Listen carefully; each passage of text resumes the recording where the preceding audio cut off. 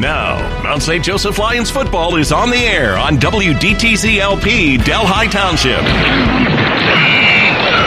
Mount St. Joe Lions football on Z98 FM is sponsored by Delhi Barbers, Greenwell Avenue and Delhi Pike with no appointment needed. By Wishbone Tavern, Delhi Pike in the new Delhi Town Center. By Cincinnati Open Box Outlet, Glenway Avenue next to the Home Depot. By Delhi Skyline Chili, it's Skyline time. By NYPD Pizza, Foley Road, 513-347-6973, 347-NYPD. By Bearcat Storage, with 2 locations for all your storage needs. And by Delhi Liquor Store, Delhi Pike and Mount Alverno Road. Now from UltimateSportsTalk.com with your Lions football play-by-play. Here's Dave Mitchell on Z98. Good afternoon, everyone, and welcome to Schuler Field on the campus of Mount St. Joseph University here in Cincinnati, Ohio. I'm Dave Mitchell, and we have got college football action for you this afternoon here on WDTZ, YouTube, and also UltimateSportsTalk.com. And this is what it is all about. It's come down to this. It is a snowy, overcast day. The field, when we got here this morning, was completely covered with snow, and it's just what you would expect for November football here in southwestern Ohio. It's going to be a good one today. It's for the Heartland Conference Championship and a D3 playoff berth starting next week somewhere, someplace. We just don't know where, and we'll find out tomorrow. The winner of this game, it's a winner-take-all game because everybody believes that the loser of this contest has no shot at becoming an at-large berth in the D3 playoffs. But today, it's the Rose Hulman Fighting Engineers coming in with an overall record of 6-3. They are 6-0 in the Heartland Conference. Meanwhile, the Mount St. Joseph Lions, the homestanding team this year, number 22 in the nation, 9-0 overall. They are 6-0 in Heartland Conference play, and this is senior day for the Lions, and we're going to have those senior festivities coming up in just a little bit. Cornell Beecham is a senior. He will be honored today. Jay Gaylor, Austin Brock, Evan Krim, Ryan Murray, and Patrick Murray. And because the Murrays are celebrating their senior year with the football team, we will be without Chuck Murray here for the pregame show. Chuck, of course, with it being Parents' Day and Senior Day, will be walking the boys out with his wife, and he will be taking part in that. And then after those ceremonies are over, Chuck will be back up here with me to bring you this afternoon's ball game. You cannot get any better than this. It's the second year in a row, I should say, that these two teams have played for the Heartland Conference Championship. This is what Michigan is to Ohio State, what Alabama is to Auburn, USC to UCLA, and in basketball, Duke to North Carolina. It is Rose Hulman in town. The winner, well, we've talked about it. It's a complete mystery. There are some prognostications out there that say that the Lions would go in against the winner of the DePaul game against Wabash today for the NCAC championship. That game is at DePaul, and they have already sold 12,000 tickets for that game this afternoon. Unbelievable sellout for DePaul in that contest against Wabash. Now, a lot of people are saying the winner of that would play the Mount if the Mount wins this football game. Now, Rose, they would actually get in because the Heartland gets an automatic berth. Now, where Rose would go is, as we said, is a complete mystery. But we've also heard Albion is a possibility, Carnegie Mellon over in Pittsburgh, that's a possibility. Or, if it's the Lions, they could possibly host a game next week. It all depends on the crowd here today. And, of course, with the snow coming down, this is a light and a late arriving crowd here this afternoon on a chilly day. Temperature below the 40-degree mark. And as I said, the snow is on the ground here this afternoon. Well, last week, the Lions won 27-20 at Franklin. That was the least amount of points they had scored all year. And Rose hammered Hanover last week. The Lions are looking to finish the regular season unbeaten for the first time since 2004. They're also looking to return to the D3 playoffs for the first time since 2009. Now, Rose got to the playoffs last year, so this would be their second season in a row if they're able to win this game, and the third time in the past 5 years for Rose to get into the D3 playoffs. Of course, remember last year they went to DePaul and were beaten in a heartbreaker in the first game of the D3 playoffs.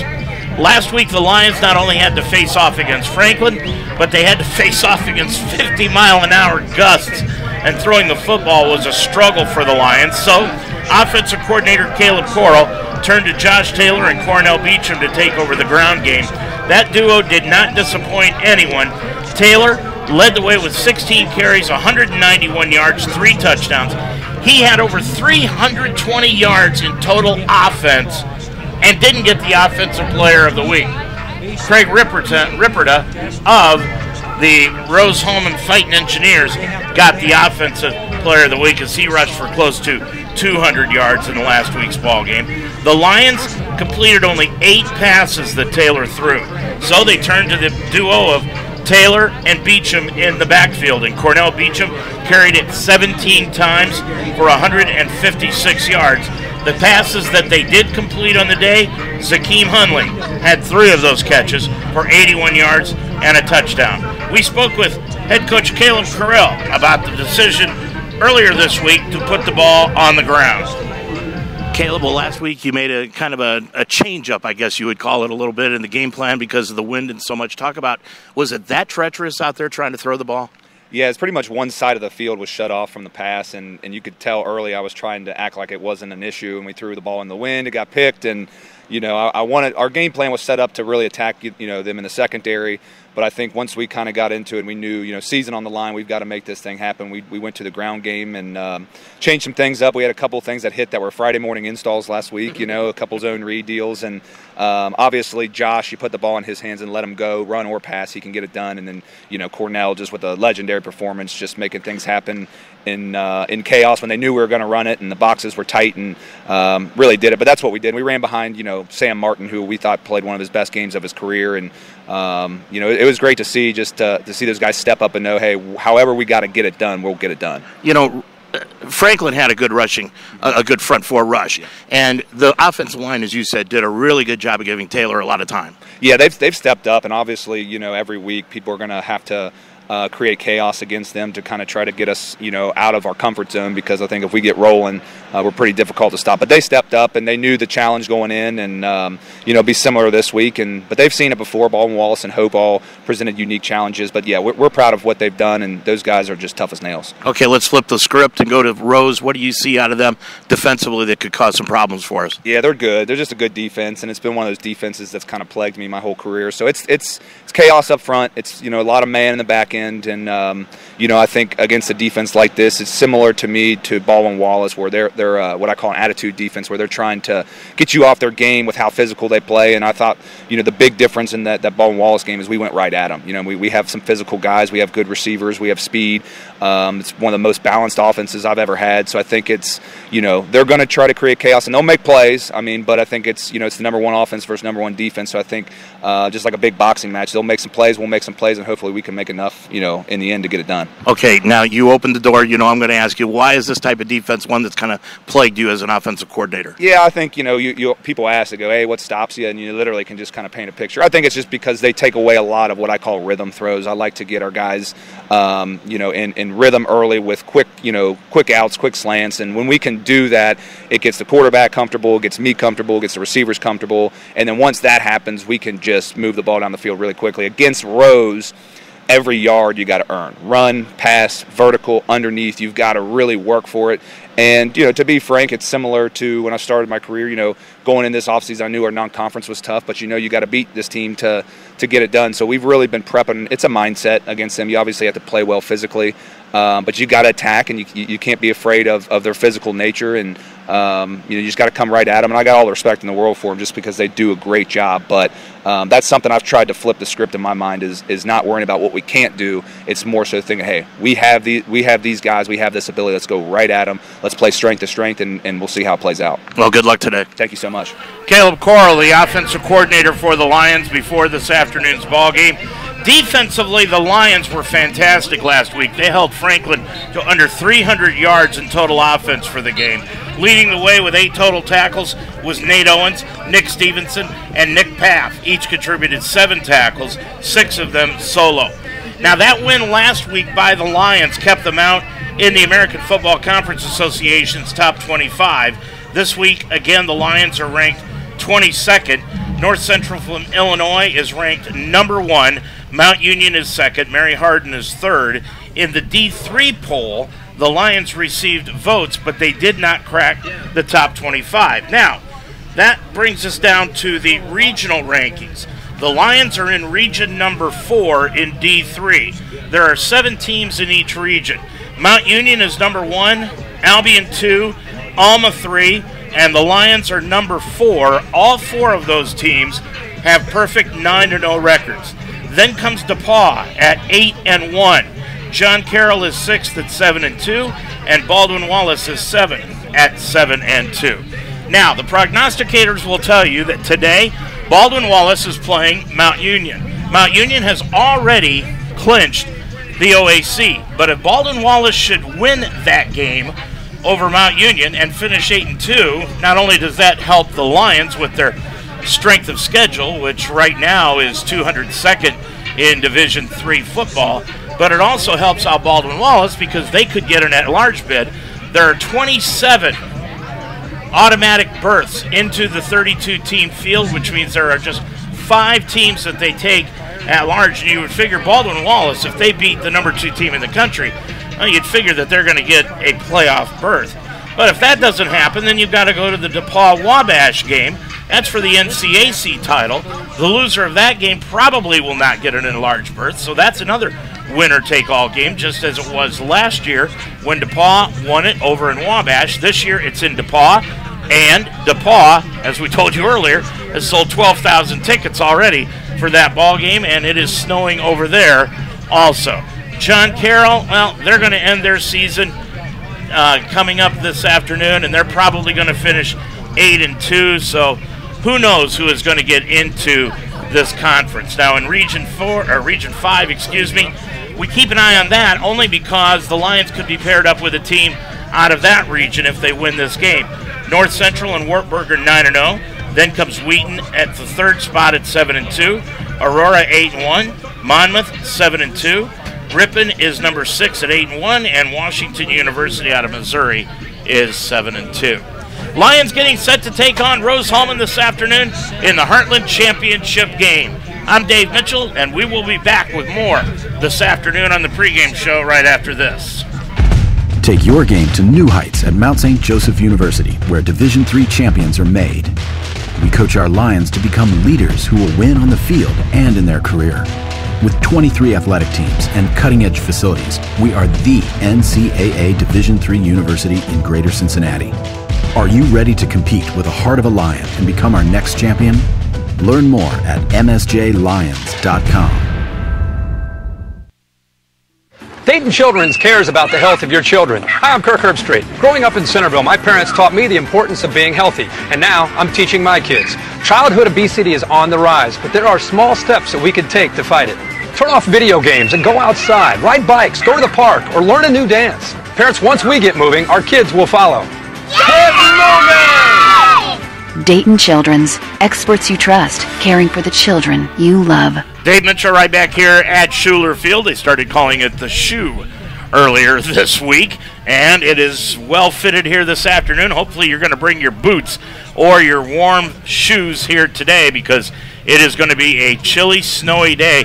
The snow is supposed to stop around 1:30 this afternoon, right around kickoff. The wind is blowing from north to south from the goalposts, and then when you look at it, up at the flags at the top of the goalposts, it's blowing from south to north. So who knows? It's swirling out there, and it's going to be tough to kick the football. So I expect to see both of these teams going for it on 4th and short a lot today. Well, when Rose Hulman has the football, they are going to be contested by the Lions offense, because when you look at both of these teams' offenses, they are either 1 and 2 in most all of the statistical categories in the Heartland Conference. They are averaging 40.8 points a game, and they're second in total offense, averaging 423 yards a game. Miguel Robertson is their quarterback, and believe it or not, as well as Josh Taylor has played this year for the Lions, Robertson has played even better. He leads the league in completion percentage at 69.5, passing touchdowns at 27, while throwing only 4 interceptions. Now, Robertson has a bevy of weapons at his fingertips, led by Daniel Heary with a league-high 70 receptions on the year for 817 yards, 10 touchdowns. Jalen Hobbs and Adam Teeksalou both have more than 30 receptions this year, and they've combined for 17 touchdown catches. Grant Ripperda is the feature back for Rose. He's carried the ball 170 times this season for 768 yards and 7 touchdowns on the year. Defensively, well, you're going to have to look at Noah Hammond, who leads the defense for the Lions. That's going to be the number one priority for Rose Hulman this afternoon, to stop the Lions' outstanding right defensive end. 10.5 sacks on the year for Noah Hammond. 6.5 sacks going to Declan Brophy on the season for the Lions. So they are going to have to be concerned with those two ends for the Lions here this afternoon. So we told you the winner of this game is going to move on to the Division III playoffs. The loser probably will go home and get set for basketball coming up. And, of course, we've already told you the Lions opened up their season on Tuesday with a loss of Wabash. The Lady Women basketball team last night fell in a crusher to Case Western Reserve University in the Laurel Hill Tip-Off Classic. When we come back, we'll take a look at what's happening around the Heartland and also some other news around the campus when we also get an opportunity to talk with Tyler Hopperton. We'll do all that when we return right after this. You're a Lions fan. Own it. And we are the radio home of Mount St. Joseph Lions Sports, UltimateSportsTalk.com. Football, basketball, wrestling, volleyball, softball, baseball. We are Cincinnati's sports website and also the home of the Ohio Baseball Weekly Show every Monday night during the baseball season. We are the home of the Mount St. Joseph Lions, UltimateSportsTalk.com. I wanted to grow my leadership skills, but with work and a busy life, how could I fit it all in? Then I learned Mount St. Joseph University offers a flexible master's program in organizational leadership. For about one Saturday a month, I studied and refined my leadership skills alongside working professionals and top-notch professors. I'm now the leader I set out to be. The Mount's organizational leadership program helped me climb higher in my career. Begin your ascent at msj.edu/MSOL. You are listening to Mount St. Joseph College Football on WDTZ LP Delhi Township and UltimateSportsTalk.com, along with YouTube here this afternoon on audio only. Well, last time these two teams met, and I've waited until now to bring it up because it was such a sore subject. In fact, Caleb Corral told me prior to the interview that we just played for you here a little bit ago, he didn't watch last year's ball game against Rose over in Terre Haute until this week. On November 13th last year at Rose, the Fighting Engineers defeated the Lions in a winner-take-all 58-21. Overall, Mount St. Joseph leads the all-time series 11-9, but Rose Hulman has won the last 3. The last time the Mount won a game against Rose was on September 15th, 2018, and that was a 54-35 Lions win over the Fighting Engineers. Jeff Sokol in his 12th year as head coach at Rose Hulman, 77 wins and 39 losses overall. He's 69-20 in the Heartland Conference, and versus Mount St. Joe, he is 7-4 in his career. He has helped rewrite the football record book at Rose Hulman in his 11 years, including leading the Engineers to their first 2 NCAA Division III playoff appearances last year and in 2016. He's also a 4-time Heartland Conference Coach of the Year selection. He has led the Fighting Engineers to 3 consecutive Heartland Conference regular season championships, 2 NCAA Division III playoff appearances, and 4 Heartland Conference runner-up finishes since 2013. And if they win tonight, he'll be able to add to that total. If they lose here this afternoon, he'll still be able to add to that total. Tyler Hopperton looking for his second Heartland Conference Championship as head coach. The last time he won it was back in 2018. He's in his 6th year, 41 wins, 14 career defeats. He is 33-9 in the Heartland Conference, and against Rose, he is 1-4 in his career. Let's switch over to men's basketball, where Tuesday night the basketball team opened their season with an 81-78 loss at Wabash against the Little Giants. Tonight the Lions are going to be back in action against Muskingum. That will tip off at 8 o'clock, and tomorrow they'll be hosting the University of Chicago, and that will be in the Laurel Hill Tip-Off Classic, and we will have that game for you on WDTZ and UltimateSportsTalk.com starting at 1:30 tomorrow afternoon with the pregame show in that one. Well, switching back to football, in the Heartland Conference last week, Rose defeated Hanover 47-17.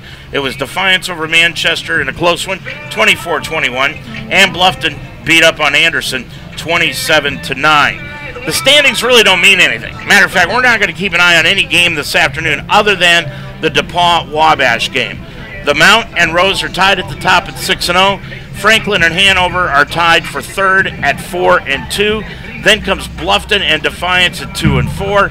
And Manchester and Anderson are at the bottom at 0-6. So the games today, Manchester at Anderson, Defiance will be at Bluffton, and Hanover travels to Franklin. It's time now for our celebration of the seniors here this afternoon, as the seniors are going to be leaving Mount St. Joseph University, and it's an opportunity to honor them here today at Schuler Field. And let's go now to the hype video for that.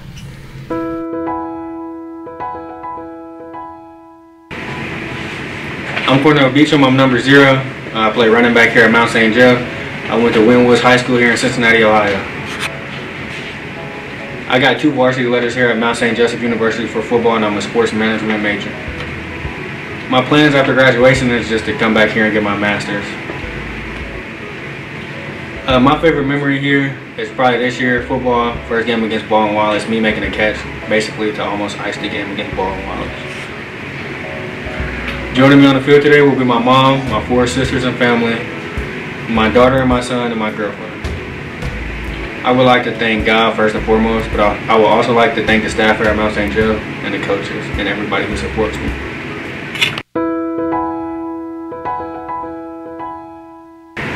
My name is Jake Ayler. I'm number 1. I play wide receiver at the Mount. I'm from Milford, Ohio, and went to Milford High School. I have 4 varsity letters for football at the Mount, and I'm a sports management major. After I graduate the Mount, I plan on working in athletic communications at the collegiate level. My favorite memory at the Mount would be playing quarterback against Anderson University and throwing 4 touchdowns. Joining me on the field today is my mom, Kristen, my dad, Kirk, and my younger sister, Paige. First, I would like to thank my family for walking with me today. I would like to thank my aunts and uncles and grandparents who always come and support me every week. I would like to thank Coach Hopperton and Coach Coral for giving me the opportunity to play here, and my teammates for making this a special ride.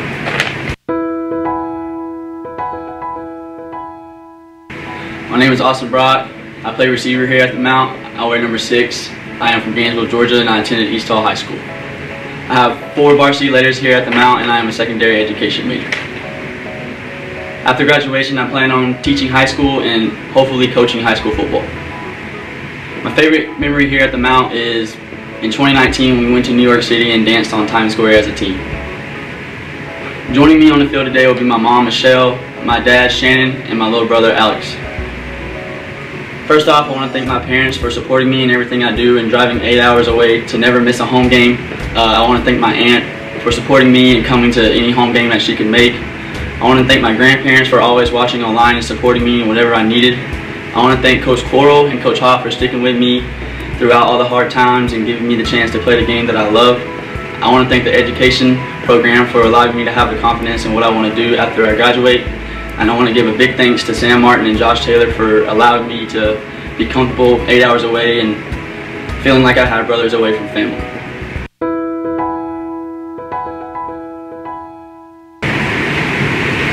My name is Evan Krim. I'm a running back here at the Mount. I wear number 32, and I'm from Madison Township, Ohio.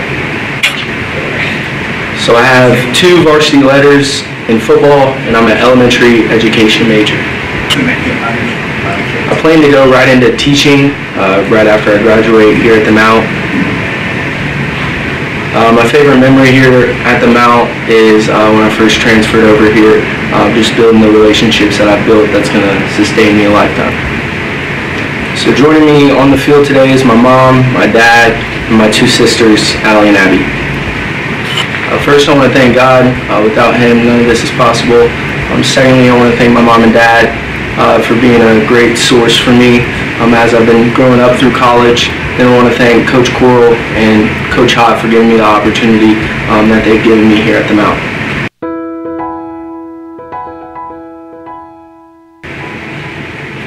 I'm Ryan Murray, number 20, the punter here at the Mount. I went to Coleraine High School here in Cincinnati, Ohio. This will be my third varsity letter for football. I have 4 here in baseball, and my major is computer science and math with a master's in business administration. After graduation, I plan to find a job here in Cincinnati, either as a data analyst or a web developer, particularly in the sports area. My favorite memory here is hitting a 71-yard punt versus Hope that was down right at the 1-yard line. Joining me on the field is my dad, Chuck, my mom, Melissa, and my sister, Elizabeth. I'd like to thank the coaches, especially Coach Hop, for bringing out the best in me always. My parents, particularly my dad, for introducing me to football and having me play. And then the rest of my family who always comes to the games and supports me, specifically my grandma, my Uncle Smoke, my Uncle Chris, and my cousin Andrew.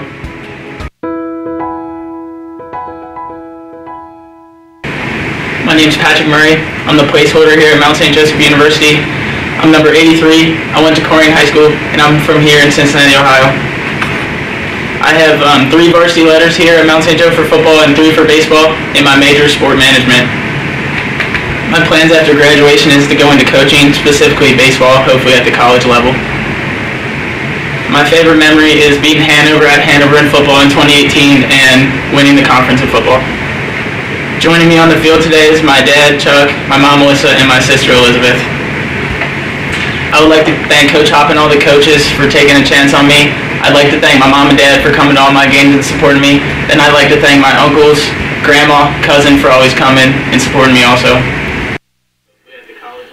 And that'll do it for this afternoon's Senior Day ceremonies here at Mount St. Joseph University. Cornell Beecham Jr., Jake Ayler, Austin Brock, Evan Krim, Ryan Murray, and Patrick Murray, all being celebrated this afternoon as seniors here at Mount St. Joseph University. Congratulations to all of them from us at WDTZ and UltimateSportsTalk.com. Of course, Chuck Murray has not joined us on the pregame show because he is down on the field getting his feet wet, and he'll be back up here and talk to us here at the end of the Senior Day celebration. And as we do that, we will be coming back here to Schuler Field, and we'll be talking with the Lions head football coach, Tyler Hopperton, and we'll do all of that and talk to him before this afternoon's ball game when we come back right after this timeout. I wanted to grow my leadership skills, but with work and a busy life, how could I fit it all in? Then I learned Mount St. Joseph University offers a flexible master's program in organizational leadership. For about 1 Saturday a month, I studied and refined my leadership skills alongside working professionals and top-notch professors. I'm now the leader I set out to be. The Mount's organizational leadership program helped me climb higher in my career. Begin your ascent at msj.edu/MSOL. Odyssey now has hundreds of new exclusive music stations for you to discover your new summer soundtrack. Get moving with worthy workouts for a cardio sesh fueled by today's top artists. Hanging with your crew? Throw it back with Picnic Party for old school jams for your cookout. Or sail away with Odyssey's new yacht rock station, Jugger Yacht. For summer barbecues, road trips, or relaxing poolside. Hundreds of new exclusive stations, plus all your favorite local radio stations and podcasts. It's all on Odyssey. Dave Mitchell right back here at the Schuler Field on the campus of Mount St. Joseph University. We're about 15 minutes away from the kickoff of this afternoon's ball game as we're getting set for this winner-take-all contest.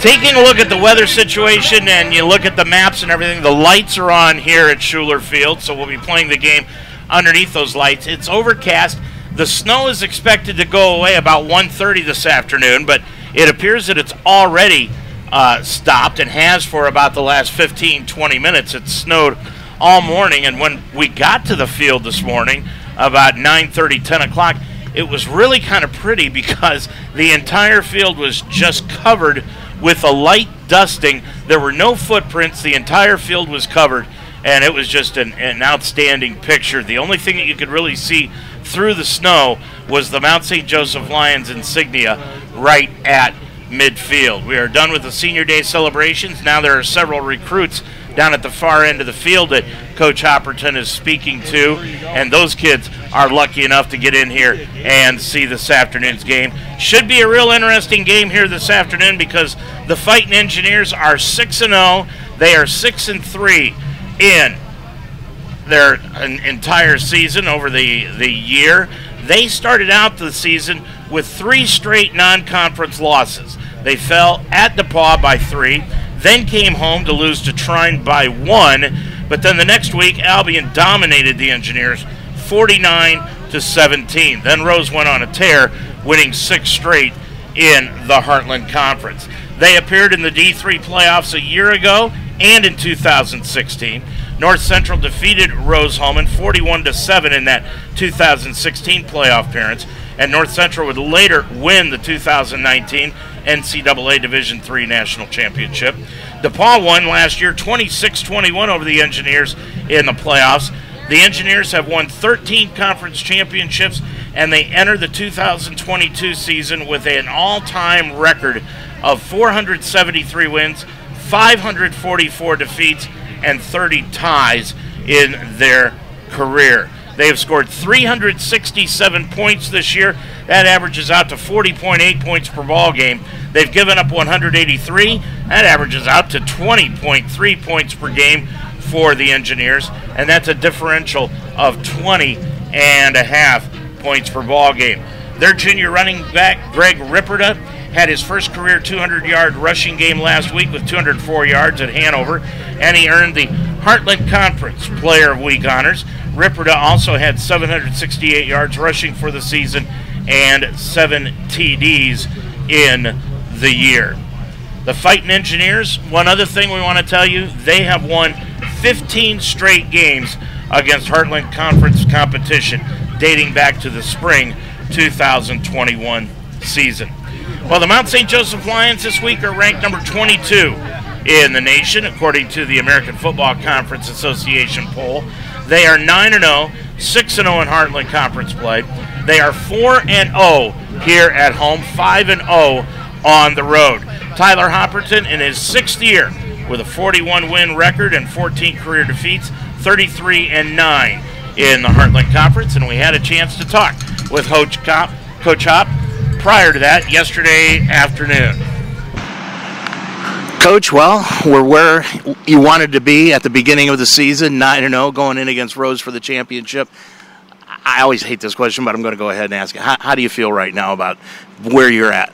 I feel good. Better 0-9. You know, a lot of teams in the country not playing for anything. We're playing for everything we want, that we plan for, that we've been working for. And, ultimately we've worked for that, but that's all you can ask for. You know, this team has done it several different ways, offensively, defensively, but last week was probably the toughest game of the year. Yeah, it was tough in a lot of ways, and really a lot of our games have been, against, the solid teams on our schedule. They've been battles, and we found ways to win and gritted through it, but it definitely was tough last week. What's the difference between this year going into this game and last year going into this game over there? I think a lot of it is, just the mental preparation all year. Where last year we had so much adversity between, stuff that was going on with the coaching staff and their lives, Coach Coral, we had 2 coaches have babies in the middle of the season and coming from practice from the hospital and stuff like that. A lot of injuries, a bad loss, so, just things, all kinds of adversity that I think at the end of the year, I think we had nothing in reserve. Tank was dry and that was it. And all year we really planned for that, we planned for adversity. We planned for things that mental, fortitude it takes to be 9-0 and play for a conference championship. We didn't wait till November to figure that out. We worked on that in December, January, February. So, I just feel better about where we are mentally in our preparation, and ultimately, we feel like we have stuff in the reserves now, Okay.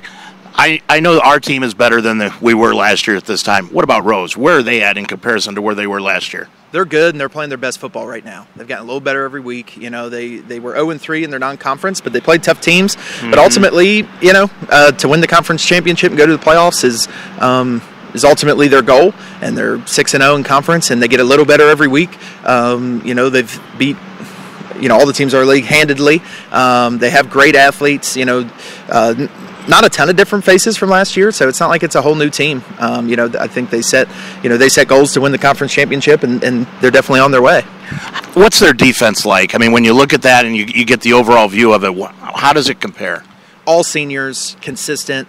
You know, do their job. Don't necessarily let up the big plays. You know, they keep it in front of them, but they're very consistent. You know, but almost literally all seniors and upperclassmen, so they've seen a ton of football. They've won championships. You know, that sort of thing. So I think they just play with confidence in what they do. Very disciplined. Very disciplined. How about the offensive side of the ball? What about them? Yeah, I mean they're disciplined too, but you know they have some dynamic athletes, you know, some HCAC track record holders and things, as well as football record holders, but definitely some speed that we don't necessarily see week to week, and really a variety of things. They can run the ball, they can pass the ball, they can get over the top. I mean, they really have all of it, and they're really starting to string it together, and that's the biggest thing this season that I've seen. Their defense is held tight, but their offense, is really starting to explode here late in the season. When you get into a game like this, Hop, does your coaching philosophy at all change because of the temperament of this game?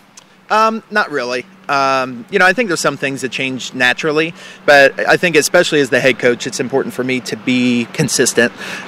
You know, if I act like this wasn't a big game or whatever, the guys would see through that. I mean, they know it's a big game, and they know that, you know, things go, but we can't get outside our own skin. You know, I think that's what happened to us last year. You know, our backs got up against the wall, and you blame each other, you blame the refs, you blame the weather, you find any excuse you can, and you kind of get out of your own skin. So I think it's important for the coaching staff to be consistent with how we've been all year, outside of knowing it's a big game and kind of getting up for that. But I think, you know, the players, there's going to be ups and downs tomorrow, and our coaching staff, you know, has to be the railing they can lean on, you know. In your mind, and I know coaches think about this, and you've done it, I know, probably throughout the week, what's it going to come down to tomorrow? I mean, ultimately for us, we can't be heroes. It's not going to be one swing and you're going to bring the tree down. We have to be consistent. You have to do your job. You can't do somebody else's job. You can't try to take it into your own hands. Do your job, and that's going to be your contribution to it. And that goes from me all the way down to somebody that plays one snap or whatever on the sideline. Embrace your role and do it better than anybody else. Good luck. Bring it home. Thank you. Tyler Hopperton, the head coach of the Lions, in his 6th year before this afternoon's championship game. 2nd consecutive year he's got the Lions into a winner-take-all championship scenario against the Rose Hulman Fighting Engineers. The Lions come in, 417 points they have scored this year offensively. They're averaging 46.3 points per ball game. Defensively, they've given up 221, which is an average of 24.6, and that's a differential of 21.7 points on the positive side.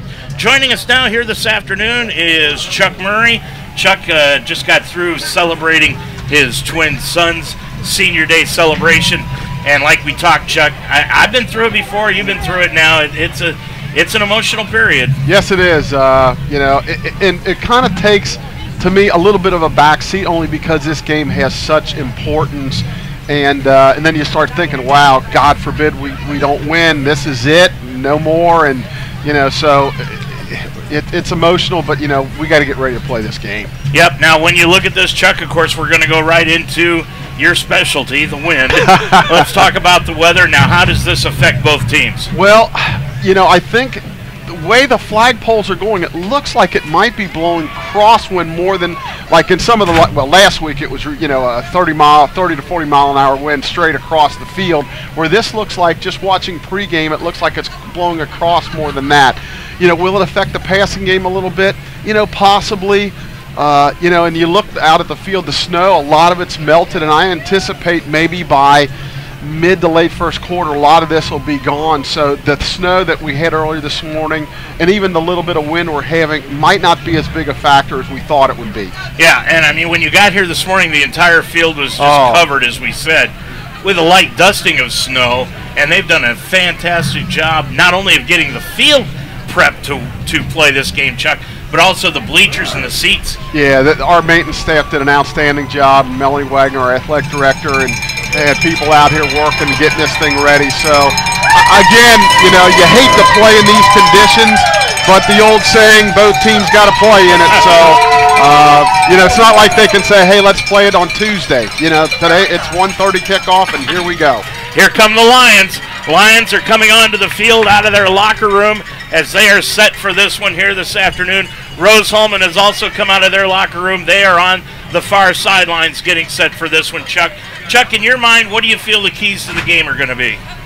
Well, I think if we can run the football and control the clock. Now, you would think that's a little bit of a crazy statement with all the points that we have scored this year, but Rose Hulman puts up points too at an alarming rate too. So I think if we can run the football, get some extended drives, and wear them down a little bit, I think that would be the key. And obviously the kicking game is going to be big, not only punting but the PATs and field goals with, again, the field is getting better, but there was some issues beforehand with some of the, the wet ball and different things along that line. So, and potentially a one-score game, PATs, field goals, and short punts could be the difference. And that's the one thing that we've talked about all year, the snapping game for the Lions, the long snapping game, has not been up to par according to everybody, basically. And when you put that ball down on the field, Chuck, it's going to be wet when it gets back to the punter or the holder. Yeah, and I can tell you, just watching some of the pregame, some of the snaps were a little bit off, but I think what worries me is then,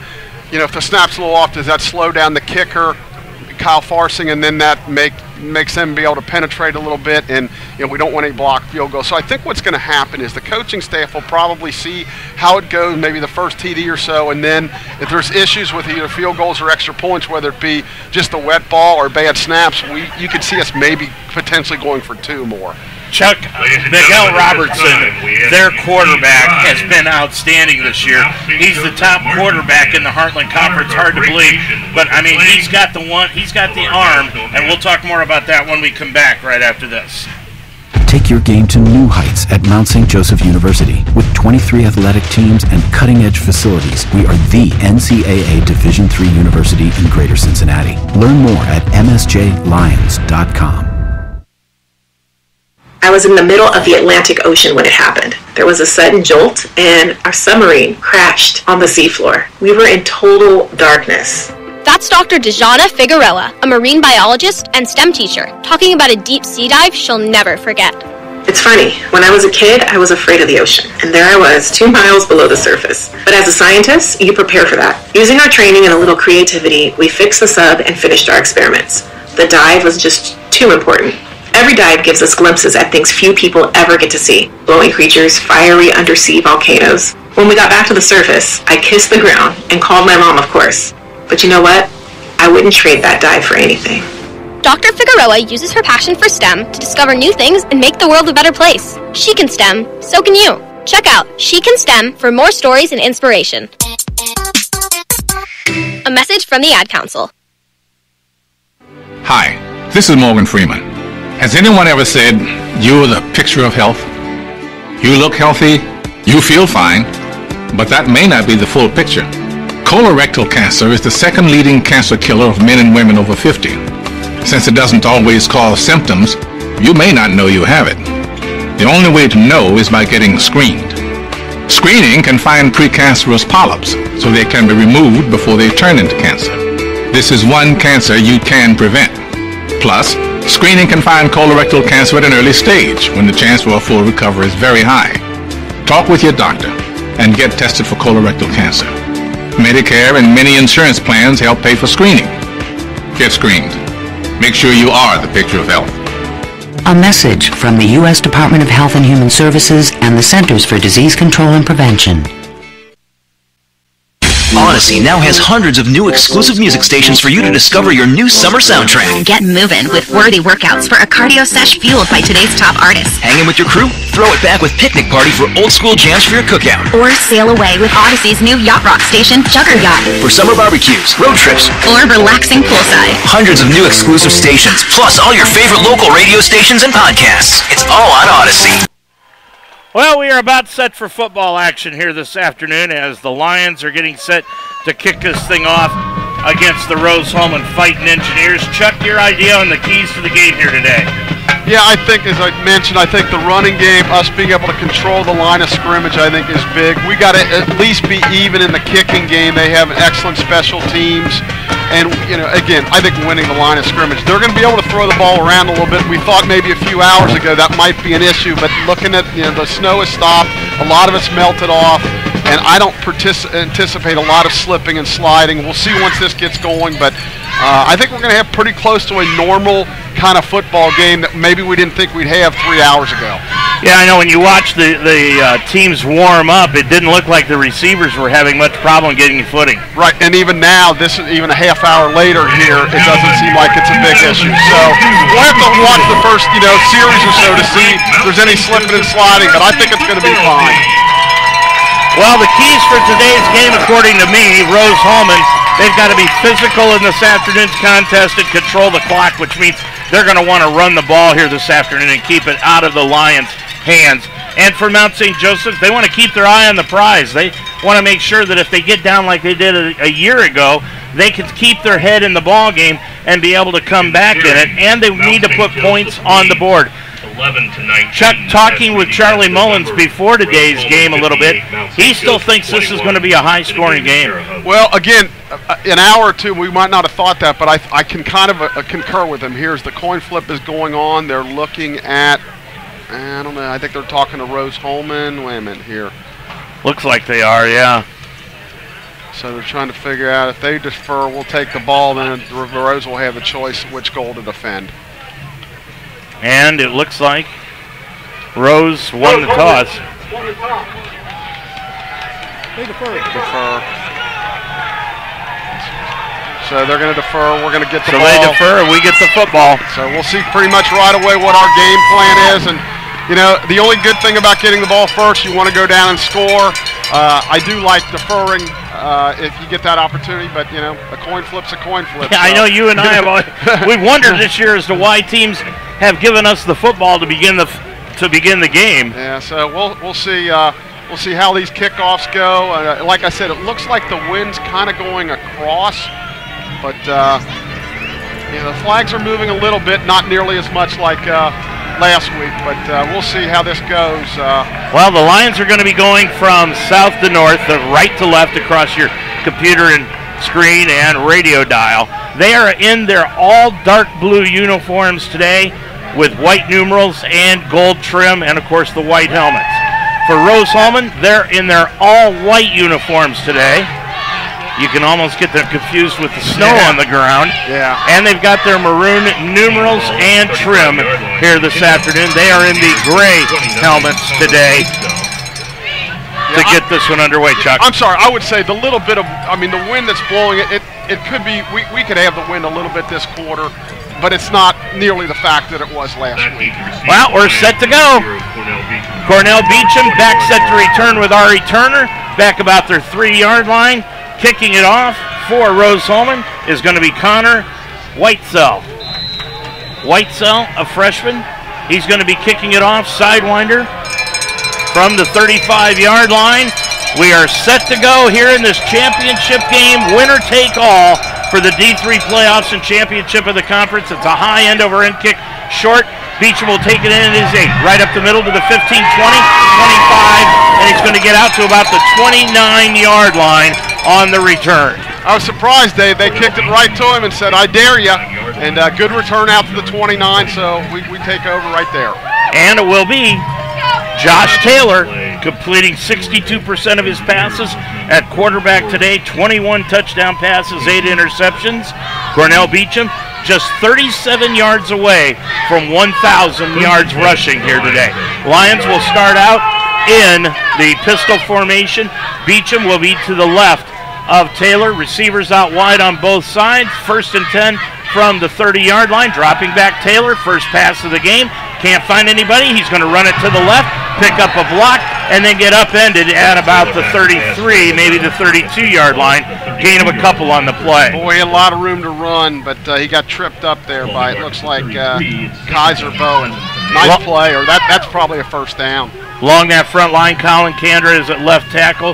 Aiden Studeville is at left guard. The center, Danny Mabe. The right guard, Devin Sawyers. And the right tackle, Sam Martin.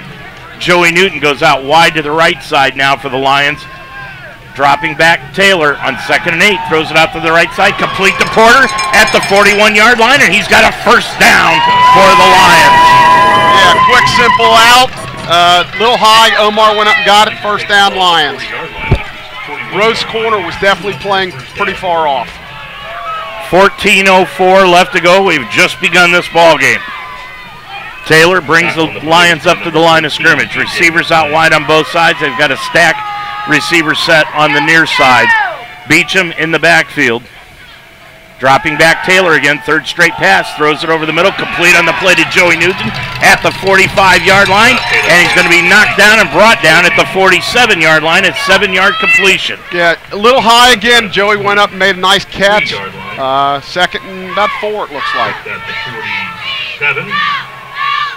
2nd down, about 4 yards to go. They'll give him 6 on that completion. Interesting, we've dropped back every play so far.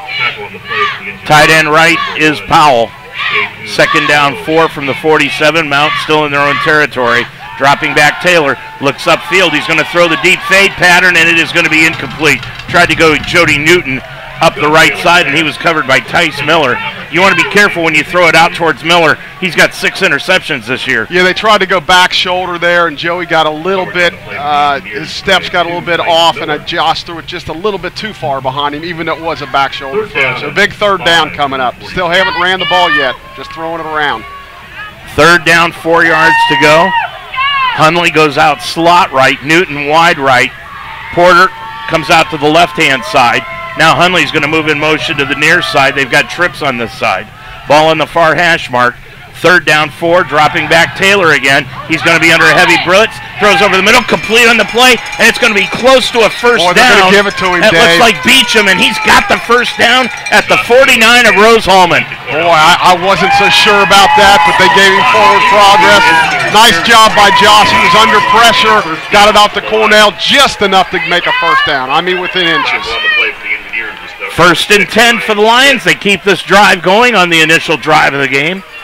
Beecham to the right again of Taylor. Taylor kind of kicking around the snow in the middle of the Mount St. Joseph Lions insignia. Dropping back. Taylor's going to throw over the middle. Incomplete, overthrew Hunley.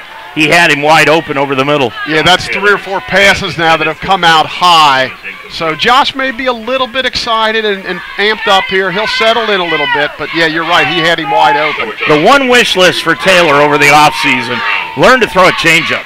Yeah, he's got his fastball working, so. Yep. But it looks like the Lions' game plan is, hey, they can't cover us. We're going to throw it. Hunley wide left. Going wide right, Joey Newton. Taylor. Handoff goes to Beecham around the left side. He's going to cut it out on the sweep to the 45, to the 43-yard line. They'll knock him down right there at about the 40, well, we're going to say about the 45-yard line. It's snow covered. About pickup of about 3, I think. There is a penalty. Flag down on the play. Yeah, that probably means holding. Usually when you get out on the edge like that, it's holding, yep. Number 11 on the offense. 10-yard penalty in the previous spot.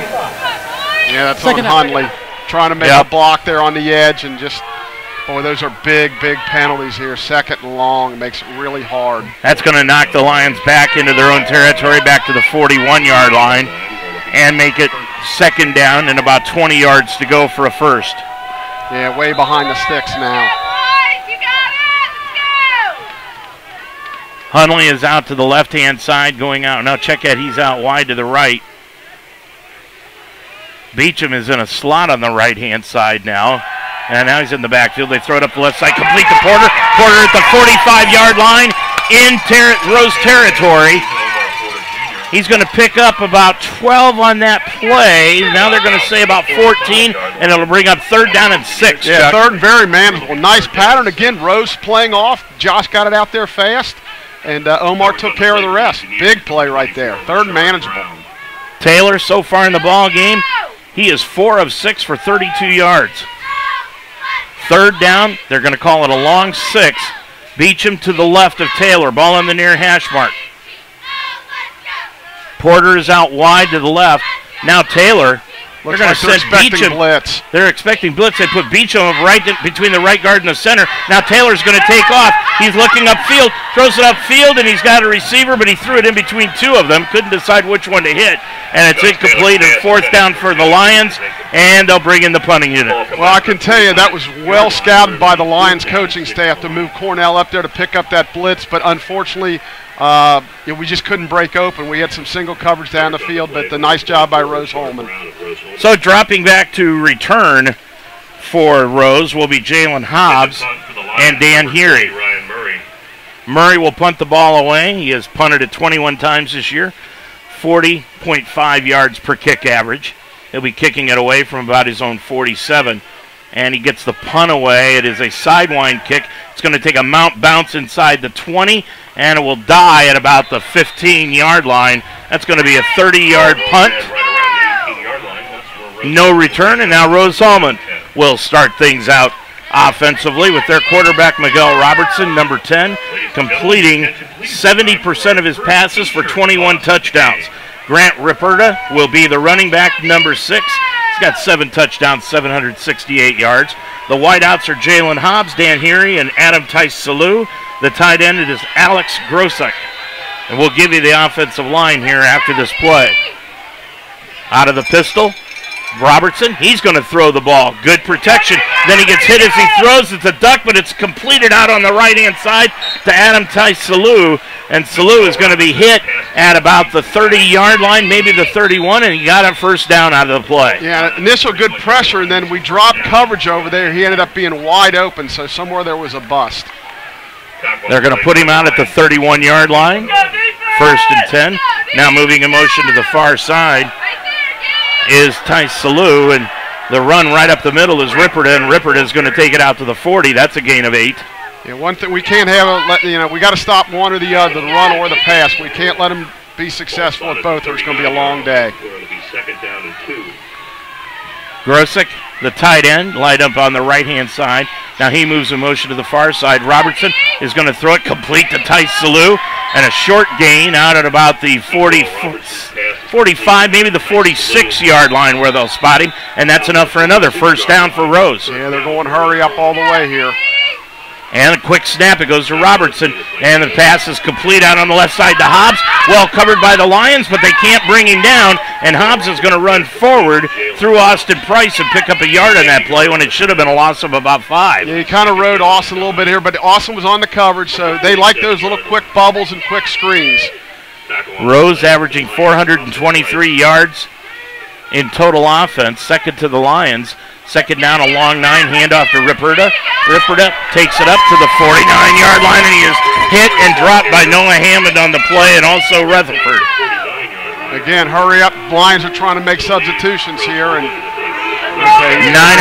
minutes left to go in this first quarter of action. It is third down and 7 yards to go this year. Rose completing 43% of their third downs. You would think it'd be better than that, but just 43%. Robertson, the quarterback, takes the snap, drops back on 3rd and 7.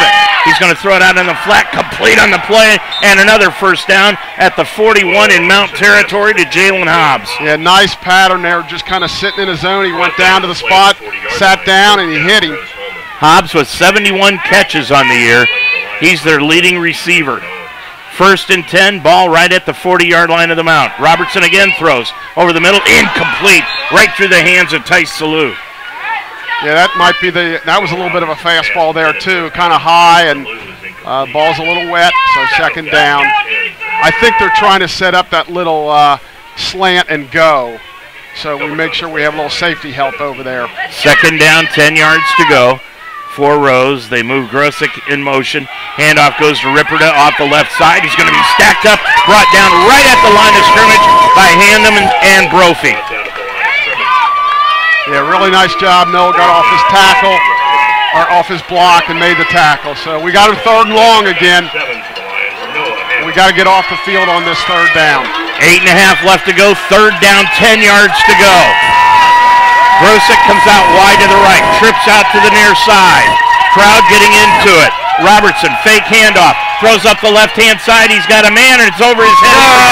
And it's going to be a pass interference penalty called on the play against Starks. It's 20 yards over his head. Yeah, that was about at least 10 yards over his head. Oh, it's just, again, we go back to, we talking in pregame about the, unfortunately you got to talk about how the official's going to call the game, and that's just, it's uncatchable. You hate to see calls that are made that determine championships when it's, and even at that, I just think it was minimal. I agree. Oh, boy. That's just, and you've got one of the Heartland officiating officials up here in the pass booth. Interference. Defense.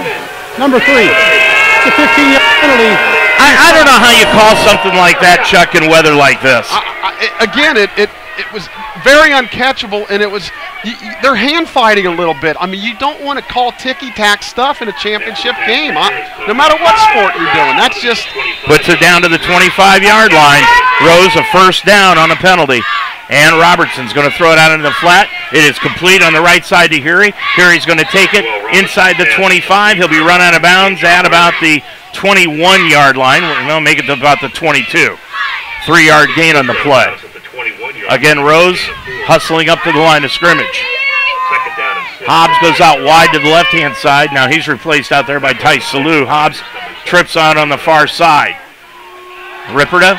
Now Robertson's going to throw it out to the right side, and it is complete to Tice Salou, and he's going to be shy of the first down by a couple inside the 20 at the 18-yard line. Yeah, we've a little soft coverage over there for us.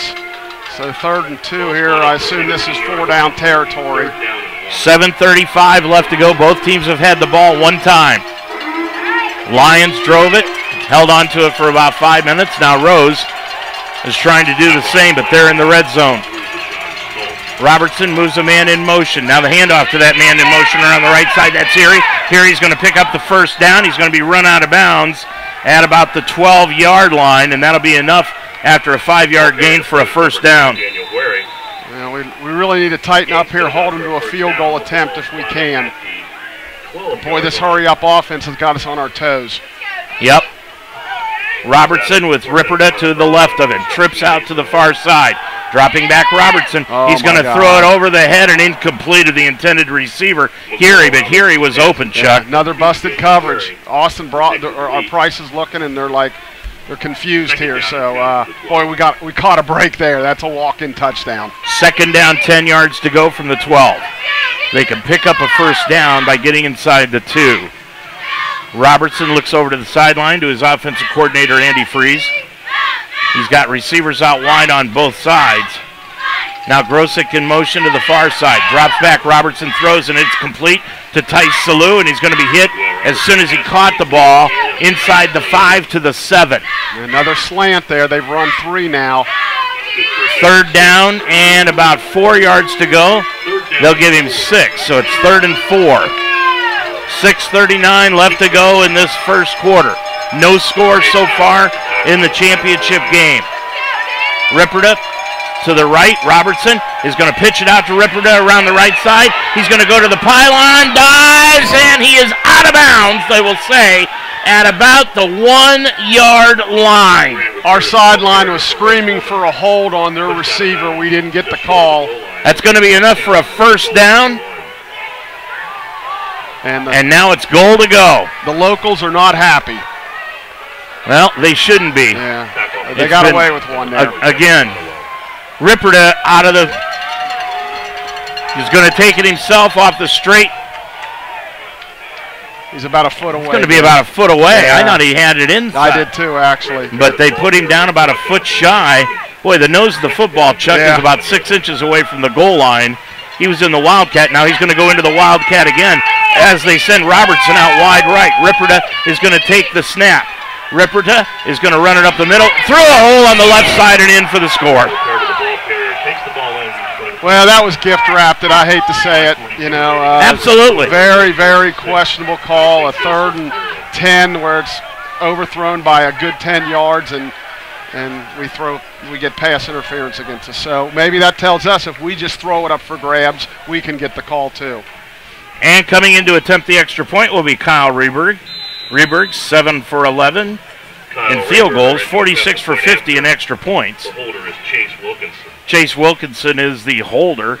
with 5:42. High snap. At the line of scrimmage.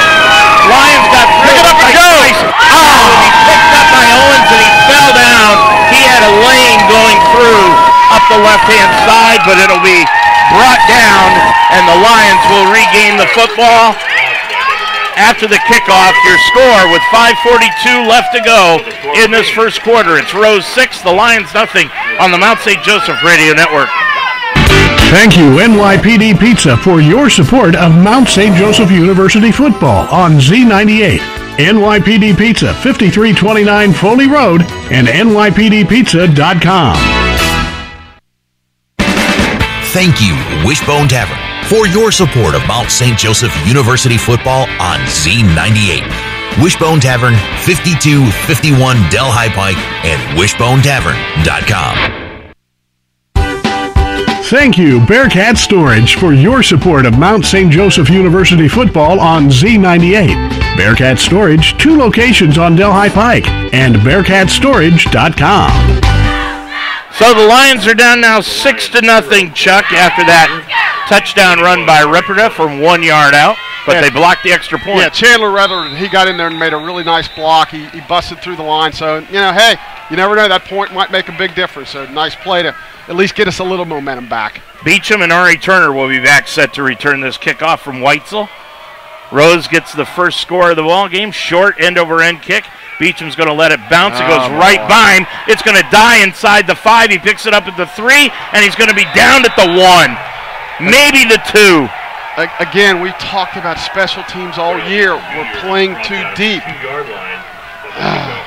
So now we couldn't keep fielded on a fly, so now our backs are against the wall.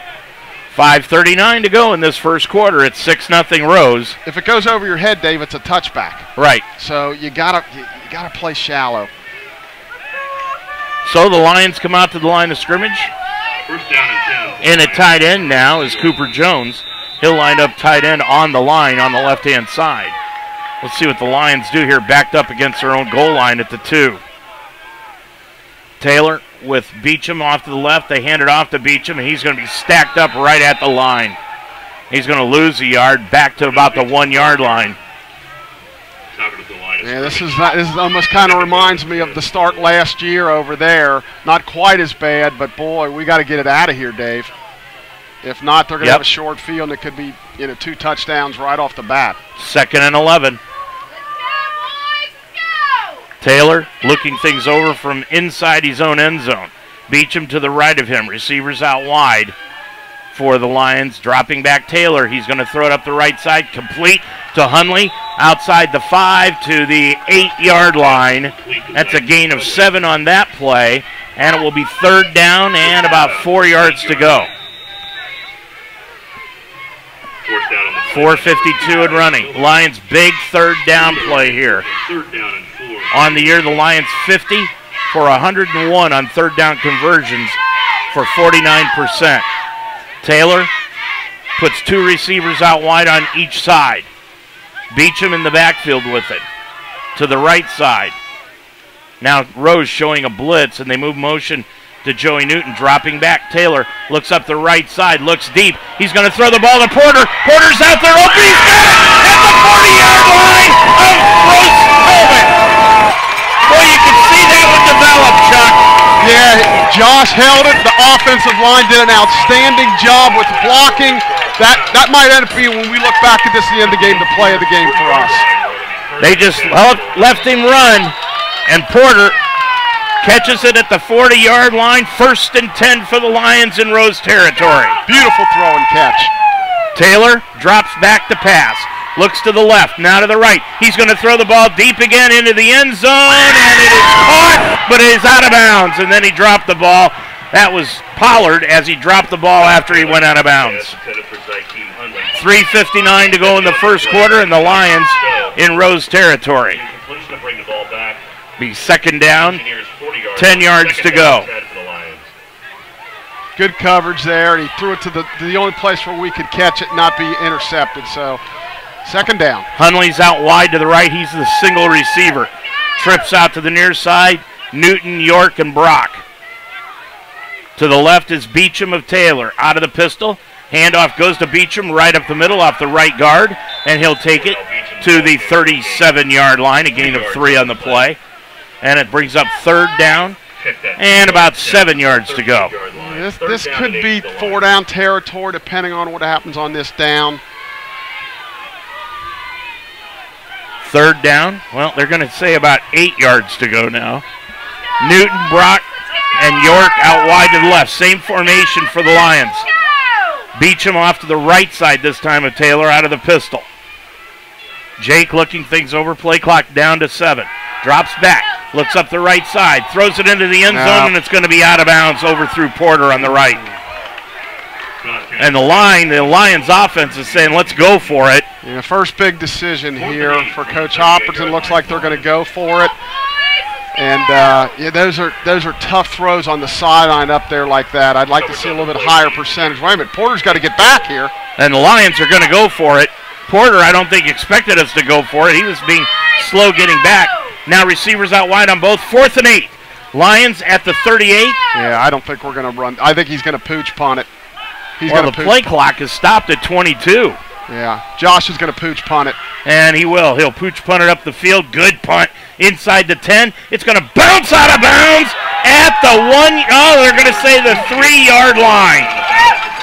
Nice pooch punt by Taylor. I think that's the right call. You don't want to give him the ball on R40 almost and have another short field. You got to make him go the distance. That's a great punt by Josh.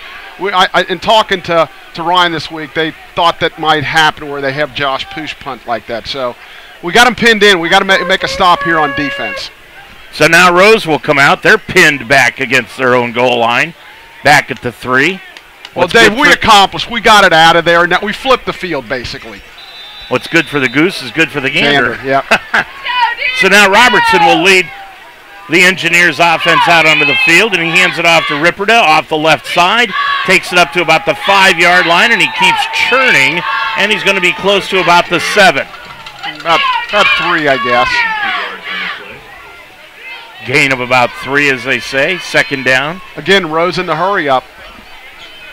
They want to keep this same defensive alignment on the field for the Lions. Robertson's going to throw it out to the left. It's complete on the play to Tice Salou at the 15, and he struggles down to the 18-yard line, and that's a 1st down for Rose. They've run that same play 5 times with 5 completions. 2:40 and running left to go in period number 1. It's 6-0 Rose. I got to assume they're setting up a slant and go. 1st and 10 from the 18-yard line in their own territory. Handoff to Ripperda right up the middle. He almost broke it, but gets taken down at about the 21-yard line after a gain of 3. Yeah, they're not running it that effectively, but just enough to keep us honest. Yeah, Ripperda right now, 21 yards. Here he has picked up 5, so they've run for just 26 yards on the ground. But right now, Robertson has thrown for 60. Robertson, handoff Ripperda again off the right side. Gets stacked up by Nick Stevenson and driven back. All right, we got a big 3rd down coming up again, Dave. Well, I'll tell you one thing. When Nick Stevenson gets a hold of you, you do not leave him. No, you don't. I got to believe. I'm sorry, you got to believe. You got to look for the slant here, and hopefully we got a little safety help over the top.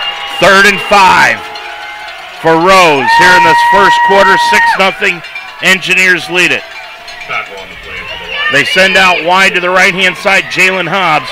He's their leading receiver, along with Harry. Fake handoff. Robertson looks upfield. He's going to throw over the middle. Intercepted by Price at the midfield stripe. To the 40, to the 35, to the 30, 25, 20. He's back down at the 19. That's a great interception there by Austin Price. He climbed the ladder, went way up, snagged it, and then a really nice return to put us in business.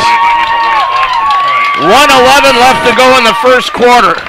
Now the officials are talking. I hope they don't decide to throw flaggers or a flag down that we can't see. I don't see a flag out there on the field, but let's see what the official's going to talk about here. Let's see. Tackle on the play was the quarterback, McGlow Robertson. During the return, personal foul, blindside block, number 3. It's a 15-yard penalty from the spot of the foul. Now, 1st down. Folks, we got to apologize. We can't see if there's yellow on the field or not. but that's the second big penalty against the Lions. But we did get the football, but boy, we're just hurting ourselves with these penalties. Well, it takes them back to the 40-yard line, but they're still in Rose territory. Yep. So it's 1st and 10 for the Lions at the Rose 40-yard line. Beecham in the backfield out of the pistol. Porter comes out wide to the left-hand side. Powell tight end right. Ball on the far hash mark for the Lions. Dropping back Taylor. Looks to his left. Looking for Porter. He's going to throw it into the end zone. Throws it up for Porter. And it is knocked away and into the hands of the defensive back for Rose Hulman. Catching it for the interception is Winston Amakwa. Somewhere in there we decided we think we can throw long on them. That's 3 straight long passes in a row. We feel like we can get them beat, but there was double coverage. Kind of an unfortunate bounce. It kind of bounced off and it went right into the guy's arm. So, boy, that's a big turnover for Rose. Amakwa with his 4th interception of the year, and Rose will take it over at their own 20-yard line. Boy, what a big turn of events. Yeah, and I'll tell you, our offensive line's doing a great job, Davey. Had all day to throw. Had all day to throw. A minute 3 left to go. I'm sitting up here shaking my head. I'll tell you why after this play.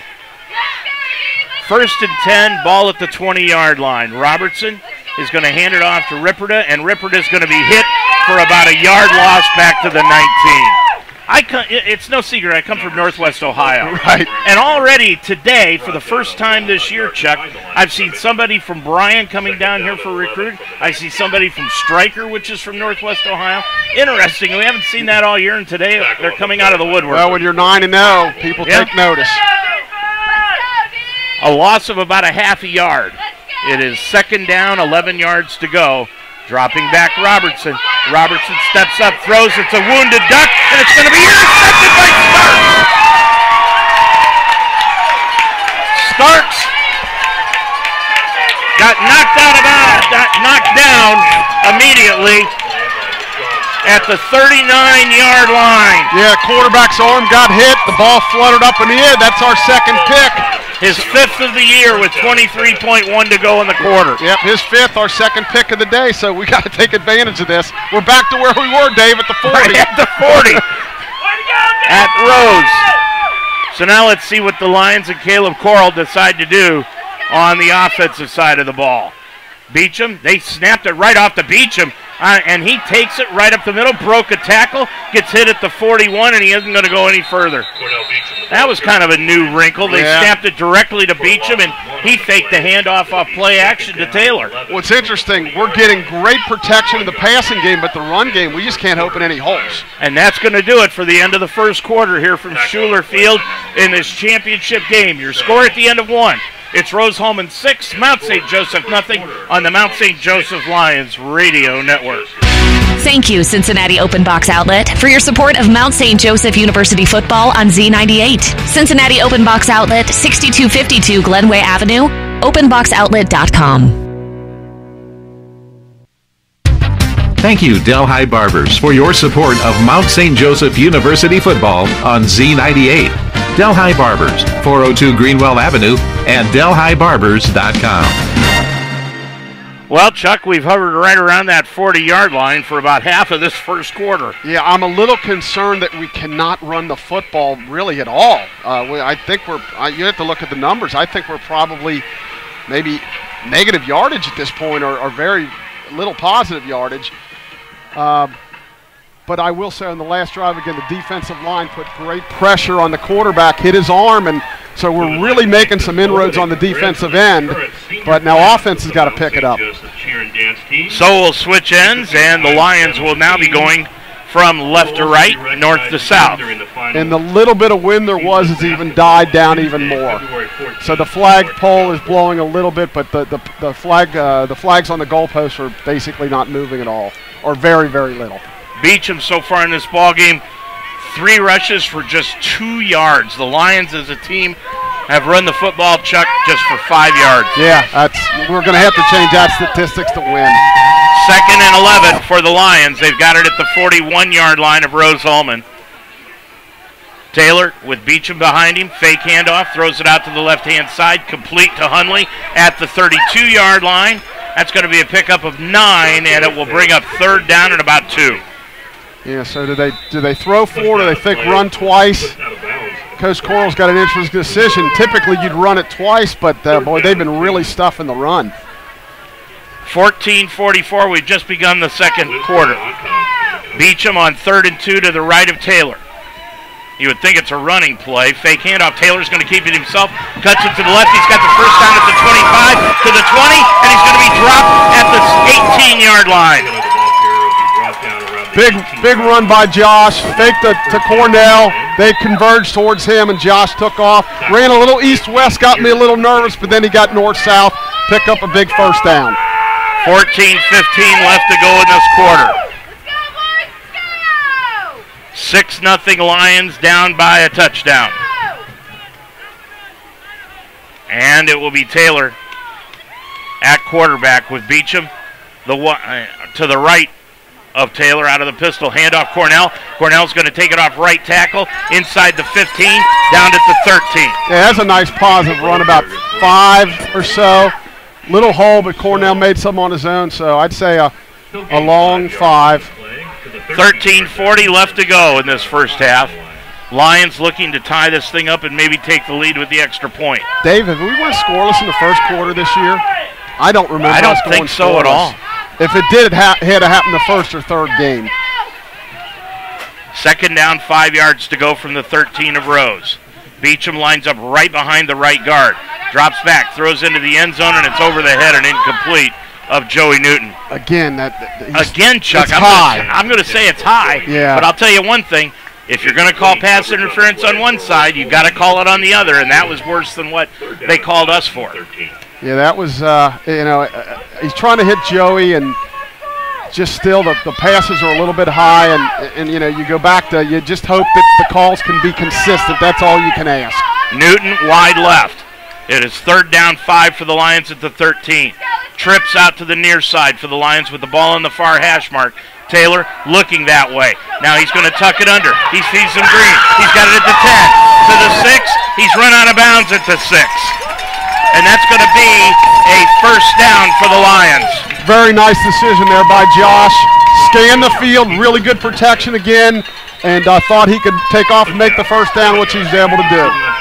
First and goal for the Lions inside the 10-yard line at the 7.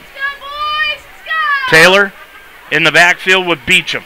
Dropping back. Taylor looking into the end zone. Throws into the corner, and it is incomplete. Underthrew Porter. Nice coverage back there by Ryan Schmidt, the safety.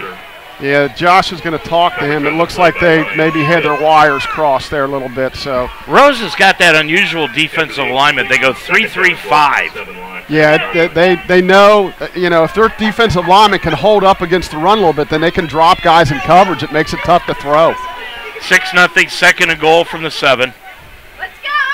Beecham to the right of Taylor. Now they're going to line him up just to the right of Danny Mabe, the center. Beecham up on the line, dropping back. Taylor throws it into the corner again to Porter. He's got it! Is he in bounds? No, he couldn't hold it. Him out of bounds. No, he couldn't hold it. He couldn't hold it. He had it, and when he fell to the ground, he couldn't hold it. So incomplete. It's the correct call. Josh is asking, but he had it, and it was going to be a spectacular catch. When he fell to the ground, he couldn't hold it. So that'll bring up 3rd and goal. Coverage on the play by Winston and Montclair. 3rd and goal for the Lions. Trips out to the far side. Newton, Hunley, and York. Coming out to the near side, Porter. Beecham to the right of Taylor, out of the pistol. 12:41 left to go. Boy, a lot of movement by Rose's defense, dropping back, and now the back judge is going to call an illegal procedure penalty against the Lions. Yeah, that makes it Dead tough. ball penalty before the snap.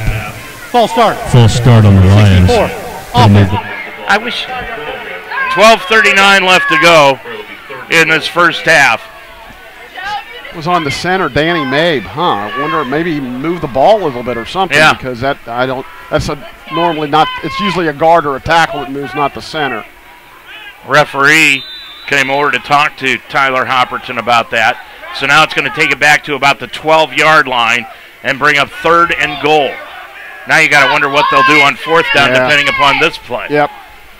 Beecham to the right. Taylor looking things over. Dropping back. Good protection. Throws into the end zone. He's got Porter. Touchdown, Lions! This time he got it.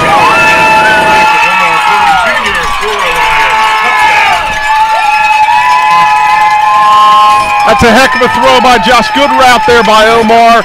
Threw a bullet to him. He held on. And we got a chance to take the lead with the PAT here. Nothing's given, though, today with the conditions. Obviously, we blocked her, so see if we can get this lead here. 12:33 left to go in the half. We are knotted up at 6. Patrick Murray, the holder. Farfsing, the kicker. Farfsing looks things over. Now the high snap. They get it down, and the kick is no good wide left. Yeah, again, it's just a really high snap, and it just... 12:33 left to go in this first half of action. Your score, it's now the Mount 6, Rose 6 on the Mount St. Joseph Radio Network. Hi, this is Morgan Freeman. Has anyone ever said, you're the picture of health? You look healthy, you feel fine, but that may not be the full picture. Colorectal cancer is the second leading cancer killer of men and women over 50. Since it doesn't always cause symptoms, you may not know you have it. The only way to know is by getting screened. Screening can find precancerous polyps, so they can be removed before they turn into cancer. This is one cancer you can prevent. Plus, screening can find colorectal cancer at an early stage when the chance for a full recovery is very high. Talk with your doctor and get tested for colorectal cancer. Medicare and many insurance plans help pay for screening. Get screened. Make sure you are the picture of health. A message from the U.S. Department of Health and Human Services and the Centers for Disease Control and Prevention. Hobbs and Heary are back set to return for Rose Hulman. In a 6-6 ball game, Farfsing will kick it off. It's a short end-over-end kick that will be taken in by Heary at the 22. Cuts to the far side, 25-30. He's got a lane to the 40. 45, Farfsing tried to bring him down, missed him, and Heary is going to go all the way for the score.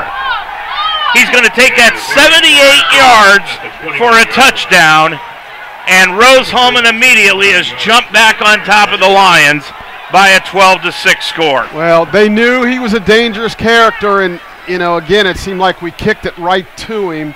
I think maybe next time we're going to have to try something different. Boy, he's got good speed, and he made it happen. Coming in to attempt the extra point now for Rose again will be Rayberg. Rayberg 46 for 51 now after we blocked the first attempt. Rayberg, the kicker. High snap, but they get it down. It's a high end-over-end kick that will go through the uprights, and it is good. 13-6, Rose on top of the Mount. 12:20 to go in the first half here on the Mount St. Joseph Radio Network. Thank you, Delhi Liquor Store, for your support of Mount St. Joseph University football on Z98. Delhi Liquor Store, 5193 Delhi Pike and DelhiLiquor.com. Thank you, NYPD Pizza, for your support of Mount St. Joseph University football on Z98. NYPD Pizza, 5329 Foley Road, and NYPDPizza.com. You're a Lions fan. Own it. And we are the radio home of Mount St. Joseph Lions Sports, UltimateSportsTalk.com. Football, basketball, wrestling, volleyball, softball, baseball. We are Cincinnati's sports website and also the home of the Ohio Baseball Weekly Show every Monday night during the baseball season. We are the home of the Mount St. Joseph Lions, UltimateSportsTalk.com. So the Lions give up a 78-yard touchdown return to Dan Heary, and a tie ball game has turned into a Rose Hulman lead at 13-6. 12:20 to go here in this first half. Well, maybe we can return the favor here, Dave. That would be nice. But we need to catch the ball on a fly as of last time because we let it bounce and we got caught at the 1. So kicking it off will be Connor Weitzel, third time today. Weitzel, the freshman, dropping back to return is Ari Turner and Cornell Beecham. So Weitzel will approach the ball, short end-over-end kick. Beecham's going to take it in at the 25 to the 30, right up the middle, 35, out to the 40, and he'll be upended at about the 45-yard line where they bring him down. Nice return by Beecham, and he had a head of steam when he caught that ball. Well, I think he learned from the last season. This ain't bouncing this time, so he ran up, grabbed. The only silver lining in that touchdown is their defense is back on the field. Yeah. That's about the only thing I can find good out of it, but maybe we can wear them down a little bit. Newton back into the ball game with Porter. They're out wide to the right-hand side. Going out wide left is Pollard, who's into the ball game. Cooper Jones is tight end right, lining up just off the line of scrimmage. And Taylor is going to get the handoff from Beecham as they direct snapped it to Cornell. And Taylor's going to take it around the right side up to the 50-yard line. It's going to be a gain of 6. That's a nifty little play. They tried it earlier, but it didn't work. It looks like they've saved a few just for game 10 here, Dave, which is good. Good. Second down. Well, they're going to give him out to the 48-yard line in Rose territory, so that's a gain of 7. Nice run by Taylor. Yeah, really some nice wrinkles by Coach Coral so far. Receivers out wide on both sides. Jones, the tight end, on the right. And the snap goes to Taylor, right off to Beecham. Beecham up the middle, gets it inside the 45. He's got the first down to the 43-yard line. Gain of 4 on that play, and it's a first down for the Lions. Yeah, good. Maybe wear them down a little bit. Let's see. Hopefully their hands go on their hips a little bit. Ball at the 43-yard line in Rose territory. Well, we're right back here, the same part of the field, Chuck. Right around the 40. Pollard out wide left. Porter and Newton out wide to the right-hand side in a stack formation. Handoff Beecham again. Beecham got hit at the line, broke a tackle to the 40, spins forward to the 39-yard line. That's a gain of about 4 on the play. That's a nice block out there in front of Beecham by Colin Kander, the left tackle. Yeah, good block, and Cornell running really hard now. He was hit. Most guys go down after about a yard. He made 4 out of that. Well, I think he might be just a tad bit upset. Yep. Second down. Well, let's give him about a long 6 yards to go. Lions in a spread formation out of the pistol. Taylor looking over the middle.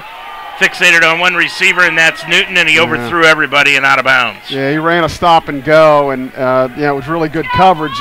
So that's where maybe you look off that and take your check down and instead of trying to make that happen. Jones will now leave the ball game for the Lions, and coming into the lineup is Hunley, along with York here on this near side. Pollard is out wide to the left. You know, we haven't seen a lot of Jake Ayler again today. No, we haven't. The last couple of games, Jake has not played much. Going out wide to the right, or wide to the left, excuse me, Pollard, and he's got Porter lined up in the slot. Beecham to the right of Taylor, and Taylor will take it on 3rd and 6. Runs up the middle, breaks a tackle. He's got the first down inside the 35 to the 30, and he's brought down at the 28-yard line on the play. That's Josh being Josh again. You know, they had a really nice rush there, and he stepped up in the pocket, saw the first down marker, and sprinted to it, and picks up a big first down. 8 yards on the carry for Taylor. Pollard and Porter wide left. York and Hunley wide right. Taylor's going to keep it up the middle. Now cut it to off the right tackle. 25, 20, 15, 10. Cuts it to the far side to the 5. He's going to dive to the pylon.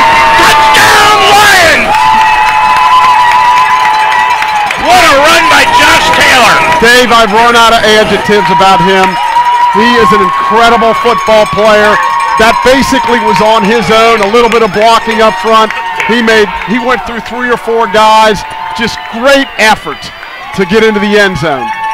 18 yards on the scamper, and the Lions can tie it up here with 9:58 to go in this first half. Farfsing missed the last extra point. Let's see what he can do here to tie this thing up. Rose going to come after it. Good snap. Ball is up. He line drives that thing through, and it is a tie ball game. 9:58 left to go in this first half. Your score, it's now the Lions 13 and Rose 13 on the Mount St. Joseph Radio Network. Take your game to new heights at Mount St. Joseph University, where Division III champions are made. We coach our Lions to become leaders who will win on the field and in their career. With 23 athletic teams and cutting-edge facilities, we are the NCAA Division III university in Greater Cincinnati. Are you ready to compete with the heart of a Lion and become our next champion?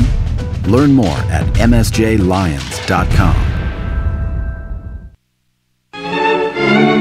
Thank you, Delhi Skyline Chili, for your support of Mount St. Joseph University football on Z98. Delhi Skyline, 5137 Delhi Pike, and SkylineChili.com. 9:58 left to go in the first half of action, and the Lions have knotted it up again, this time at 13. Well, boy, did we answer the bell there, and we needed it. So we got to find a way to keep it away from him. So Farfsing will kick it off. Here, it's going to be a low squib kick up the middle. Oh, we caught a break there. Dropping it down and catching it, and then dropping down and just covering up the football at the 28-yard line was Lance Shelton. Yeah, inside the 30. We'll take that all day long and twice on Sunday. 9:54 remaining. Lions come out on defense. I can see their next kickoff, though, with him fielding it, lateraling it back to him. So, all right, let's go defense. Robertson comes out onto the field. Robertson so far in the ballgame, 8 of 12 passing, 2 interceptions for 60 yards, and the handoff goes to Ripperda, and Ripperda is going to be brought down by Noah Hammond. He grabbed him by the numerals in the back of the jersey and just whipped him down after a yard gain. Noah's been playing some outstanding football really all season long, but specifically the last 6 or 7 games. Again, the hurry up for Rose. Yeah, and we're controlling the running game here after the first initial surge they had at the beginning of the game. Robertson, the junior quarterback. Dropping back, Robertson There's that looks slant. to the left. It is Tice Salou. He's got the catch at the 40. Boy, he's carrying 3 Lions across the 40 out to the 45, 46-yard line on the play. We're going to jump one of those slants and take it to the house. That's 6 or 7 now.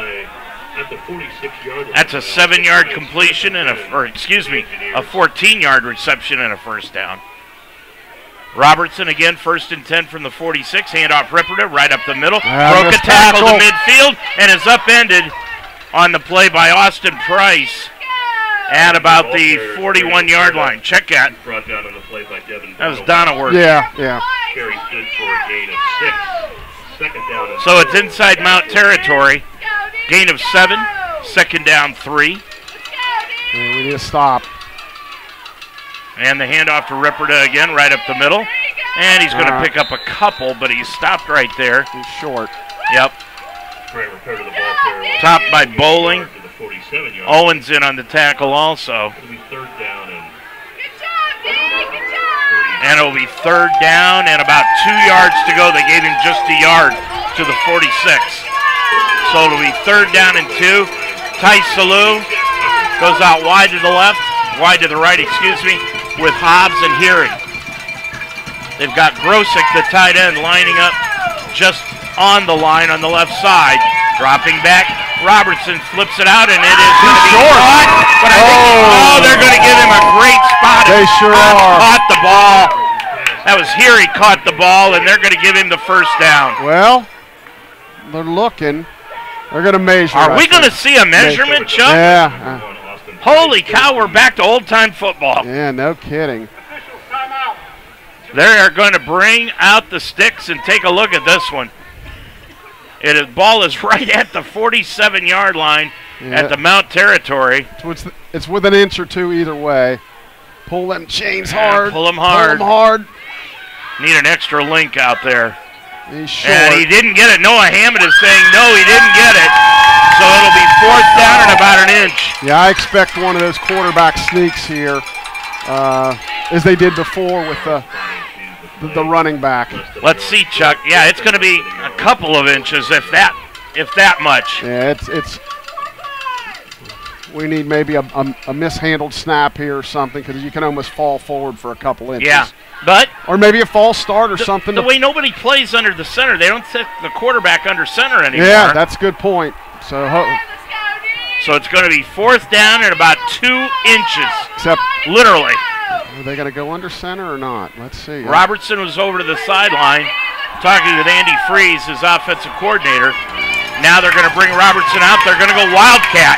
They're going to put Ripperda back in the shotgun formation out of the Wildcat. Everybody knows what's coming. Now they're going to move Grosick in motion. Handoff Ripperda. Ripperda got hit. He didn't get the first down. He didn't even get back to the line of scrimmage. I don't think he made it either. It depends on the spot. We're running off the field like we stopped them. Well, they stopped him at the 45, which is a yard short of the first down. Okay, well, until I see them sing, and they just did. First down, what a great stop by the defense. Again, Dave, we talked about it. I know it's modern football. Why don't you go under center and just fall forward? I do not understand it. I don't get it either. I don't get it. Everybody plays the same way. Yeah, it's crazy. 7:38 left to go in the half. You can't help but fall forward for an inch. Lions have got the football in a 13-13 game on a great stop defensively. Boy, let's see if they can turn the tide here. Taylor in the backfield with Beecham. Hunley is out wide to the right. Porter wide left. Tight end right, Cooper Jones. Handoff up the middle goes to Beecham off the right side to midfield. Broke a couple of tackles. 45-40. He's got a blocker. 35, 25, 20, and he's going to be brought down inside the 20 at the 18-yard line. There's that home run we've been looking for, Dave, in the running game. Cornell busted a couple of tackles, comes out of there. We're inside the 20. That's a 33-yard scamper by Cornell. Mo McKenzie in now giving him a break. McKenzie off to the left of the quarterback, Taylor. Powell in at tight end. Handoff McKenzie off the left side. He's going to take it inside the 15 and be dropped at the 14-yard line after a gain of 4. It's a really good block there by Gary Powell. Really good block to spring him for the 4 yards. Beecham back into the ball game. Porter wide left. It is Newton and Hunley going out to the right side. Tight end is Powell, lined up off the line on the right. Ball in the center of the field. 6:40 and running left in this first half. 13-13 your score. Taylor, fake handoff. Looks to the left, going to throw the fade into the corner of the end zone. Into Porter's hands, and he dropped it. It was going to be a difficult catch, but he still had it in his bread basket and couldn't bring it in. Yeah, the defender kind of had him screened a little. Perfect throw, perfect route, just couldn't quite hang on. Porter, again, out wide left. Well, one thing about it, Chuck, this is not last year's game. No, not at all. 6:27 left to go. This is what a championship game should be all about. We're knotted up at 13. Taylor on third down and 6. Corner He's going to keep it himself right up the middle. Cuts to the near side to the 10. He's inside the 10. Be brought down at the 7, and he's got a first down for the Lions. It'll be first and goal. Josh, another good decision there. Kind of was patient with his blocks, found a little opening, runs for the first down. Hey, not only did we just see a Jake Ayler sighting, here's an Austin Brock sighting too. He's in on the slot along with Newton and Porter dropping back. Taylor into the end zone, throws it into the hands of Cornell Beecham at the 2, and Cornell couldn't bring it in. Yeah, just a little low. I think if you ask Cornell, he'd say he should have had it, but maybe just a little low, had to reach down and was trying to run and catch it at the same time. Coverage on the play by number 5. 5:58 to go in the half. We're knotted up at 13. At halftime, there'll be the festivities for the girls softball team, and we'll be bringing that to you here on the radio network. Taylor with Beecham to his right. Receivers out wide. Blitz coming. Handoff goes to Beecham. He got hit by the blitzer, and he'll take it down to about the 6-yard line. And they'll put him right at about the 6. And that'll bring up third down and goal from the 6. Brock is back in. Now Powell's going to leave. Lions mixing up tight ends and receivers here today, trying to keep Rose off balance a little bit. Big play right here. Big play. Porter and Newton out to the left-hand side. Brock and Hunley to the right-hand side in the stack formations. Beecham to the right, now moving in motion. Brock to the far side for trips. Dropping back Taylor into the end zone to Hunley. Couldn't come down with it. And now they'll throw the flag. Pass interference called against Rose Hulman. There is a penalty flag on the play. That's going to be thrown against Chayton Sow. Yeah, a little bit of contact. Throw was a little high. Tried to go up and get it. Couldn't. His arm was being pulled. So big break. First and goal, I believe, on the 2. Defense, number 1. Yep. That's on Chayton Sow. The senior gets hit with the pass interference penalty. Since it was in the end zone, they'll put it at the 2-yard line. And it'll be first and goal for the Lions, 5:11 to go in the half. Taylor with Beecham in the backfield. Let's run it in here. Taylor, they're going to throw it. Now he rolls out to his left. He's going to throw it into the end zone, and it's over everybody's head. Yep. Tried to go to Newton, and he basically threw it into the pole vaulter's pit. Yeah, I think he was going to throw a little slant. It was covered. Then he rolled to his left. Good decision just to throw it away. I don't know. You got it down here. I mean, let's just run the football in. Yeah, that would have been my guess. 3 runs from the 2, but, hey, they know what they're doing. 5:05 left to go in this first half. Lions and Rose in a tie football game. And the handoff goes, or the snap goes directly to Beecham. Beecham around the right side into the end zone. Touchdown, Lions! I got excited. That's what we thought we'd see on.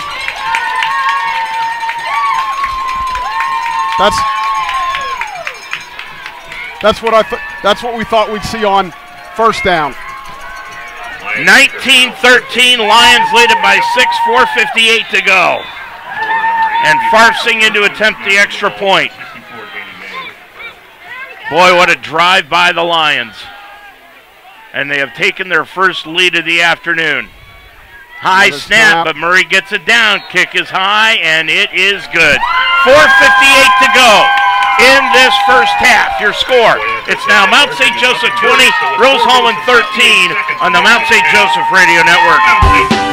Thank you, Bearcat Storage, for your support of Mount St. Joseph University football on Z98. Bearcat Storage, 2 locations on Delhi Pike, and BearcatStorage.com. Thank you, Delhi Skyline Chili, for your support of Mount St. Joseph University football on Z98. Delhi Skyline, 5137 Delhi Pike, and SkylineChili.com. Well, while you were away, there was a flag thrown on that extra point. And I thought we were going to get an announcement from the official, but never did. So I think Tyler will just take the point and take the yardage on the kickoff would be my guess, especially since they got such a dynamic returner. Any kind of yardage on the kickoff would help us. I think they're talking with Hopperton to see what he wants to do. Yeah. And now here we go. Running into the kicker. Oh. Number 21. Penalties declined by rule. Score's good. Oh, so I stand corrected. I thought that was added to the kickoff, but in the NFL it is. But I guess at this I'm not level sure it's I not. wouldn't accept that. Go for 2. Go for 2. I mean, it's put down at the 1 yard line, 1.5 yard line. Yeah, that would be tempting, but your point's already on the board. If you missed it, clearly we would have did that, I think. But you're one of those guys. Hate to take points off the board. All right, Woody. Now we got to keep it away from him. Yeah. All right, so Farfsing will kick it off. Heary back set to return with Hobbs the last time. 2 times ago. Well, yeah. We just squibbed it along the ground. Farfsing will approach the football. He does it again. Shelton is going to grab it at the 25-yard line, runs to the right, and he's going to be upended at the 22-yard line by Ari Turner. The smallest guy on the field made the biggest hit on the field. Ari can return kicks and he can make tackles on kickoffs. Great job there. I anticipate them make an adjustment. They're going to flip it back to him. I just can't imagine they're not going to let him touch the ball. They're going to say, hey, we got to get it to him. Mullins told me today before the game, he said he expected a big game out of Ari Turner. Well, that was a big play right there. So. Right there. All right, big downs series here before the half. Can we get it, stop them and get it back and get 2-score lead, or are they going to go down and tie it? 4:53 left to go in this first half. Lions on top of it, 20-13. Robertson, the quarterback. Receivers wide out. Handoff up the middle. Ripperda. He's going to pick up maybe a yard on the play, and that's about it. Yeah, we're really doing an excellent job against the run, Dave. Really after the 22-yard line, Chuck. Yeah, after the first drive, our defense has been excellent. Our line's really controlling their line. Now look for a slant here. Second down, 9 yards to go. Robertson with Ripperda to his left, looks to the right. He's going to throw it up on the fade, and it is caught. Oh, what a great catch by Tice Salou across midfield into Mount territory at the 49-yard line. Wow, that's a great throw and catch. All you can do is tip your hat there. He had great coverage. Yeah, sometimes you get the bear, sometimes the bear gets you. Boy, that's what happened. Boy, a great catch by Tice Salou out there. Yep. 1st and 10 for Rose in Mount territory at the 49. Robertson now moves Ripperda in motion. Ripperda's going to get it on the reverse. It gets over to Heary, and he's going to be hit. That's Hobbs. Hobbs gets hit behind the line, and then upends at the 50-yard line. They're going to give him right back to the line of scrimmage. We let him drop 6 or 7 yard loss, and we missed 2 tackles. Second down. 10 yards to go at the 49. He may have lost about a half yard on that. But we had him for a 7 or 8 yard loss. Absolutely. Hobbs comes out wide to the left. Here he's slot left. Robertson moves Grosick in motion. The tight end throws out to the right, and that's the slant, and it is complete. Starks brings him down right away at the 42-yard line. So that'll be a completion and a 7-yard gain, 3rd down and 3. We may want to give Starks a little bit of help over there. 3rd down, 3 yards to go. Robertson looks up to the line of scrimmage. He's got Ripperda to his right on 3rd and 3 from the 42. They got ready to go. And now they look over to the sideline. One thing about it, Chuck, they have slowed down their offense somewhat. They're not going quick offense. Oh, he cut and dropping back. Robertson got hit behind the line, broke a tackle, and he's going to be upended inside the 35 at the 33-yard line after a gain of 8. Yeah, we're grabbing instead of wrapping up, and boy, that's 3 missed tackles on this drive. That's a killer. I don't know. Grosick moved in motion, Chuck, and it looked like he pulled a CFL move and I started agree. running. I think they missed that one. Yeah, ran towards the line of scrimmage before the ball was snapped. Now dropping back, handoff to Ripperda, right up the middle, into the clear, to the 25. He's going to be inside the 20, inside the 15. He continues to break tackles, and it's a 1st down for Ripperda after an 18-yard gain. Yeah, we were doing so well, and now we're missing some tackles, and we look a little fatigued out there. 2 minutes to go in the half. Ripperda to the left. Handoff again. Ripperda off left tackle. Takes it to the 10. He'll be close to the 10, I believe. And nope, they're going to spot him shy of the 10. At about the 12, so a 3-yard gain. 2nd down. Call it 7 yards to go. Robertson walks halfway to the Rose bench to get the play call from Andy Freeze, his offensive coordinator. Hobbs wide left, here he's slot left. Dropping back Robertson, pump fake, throws into the end zone, and it is complete at the 2-yard line. Dave, I'm not going to tell you that was another slant. That's what it is. Yep.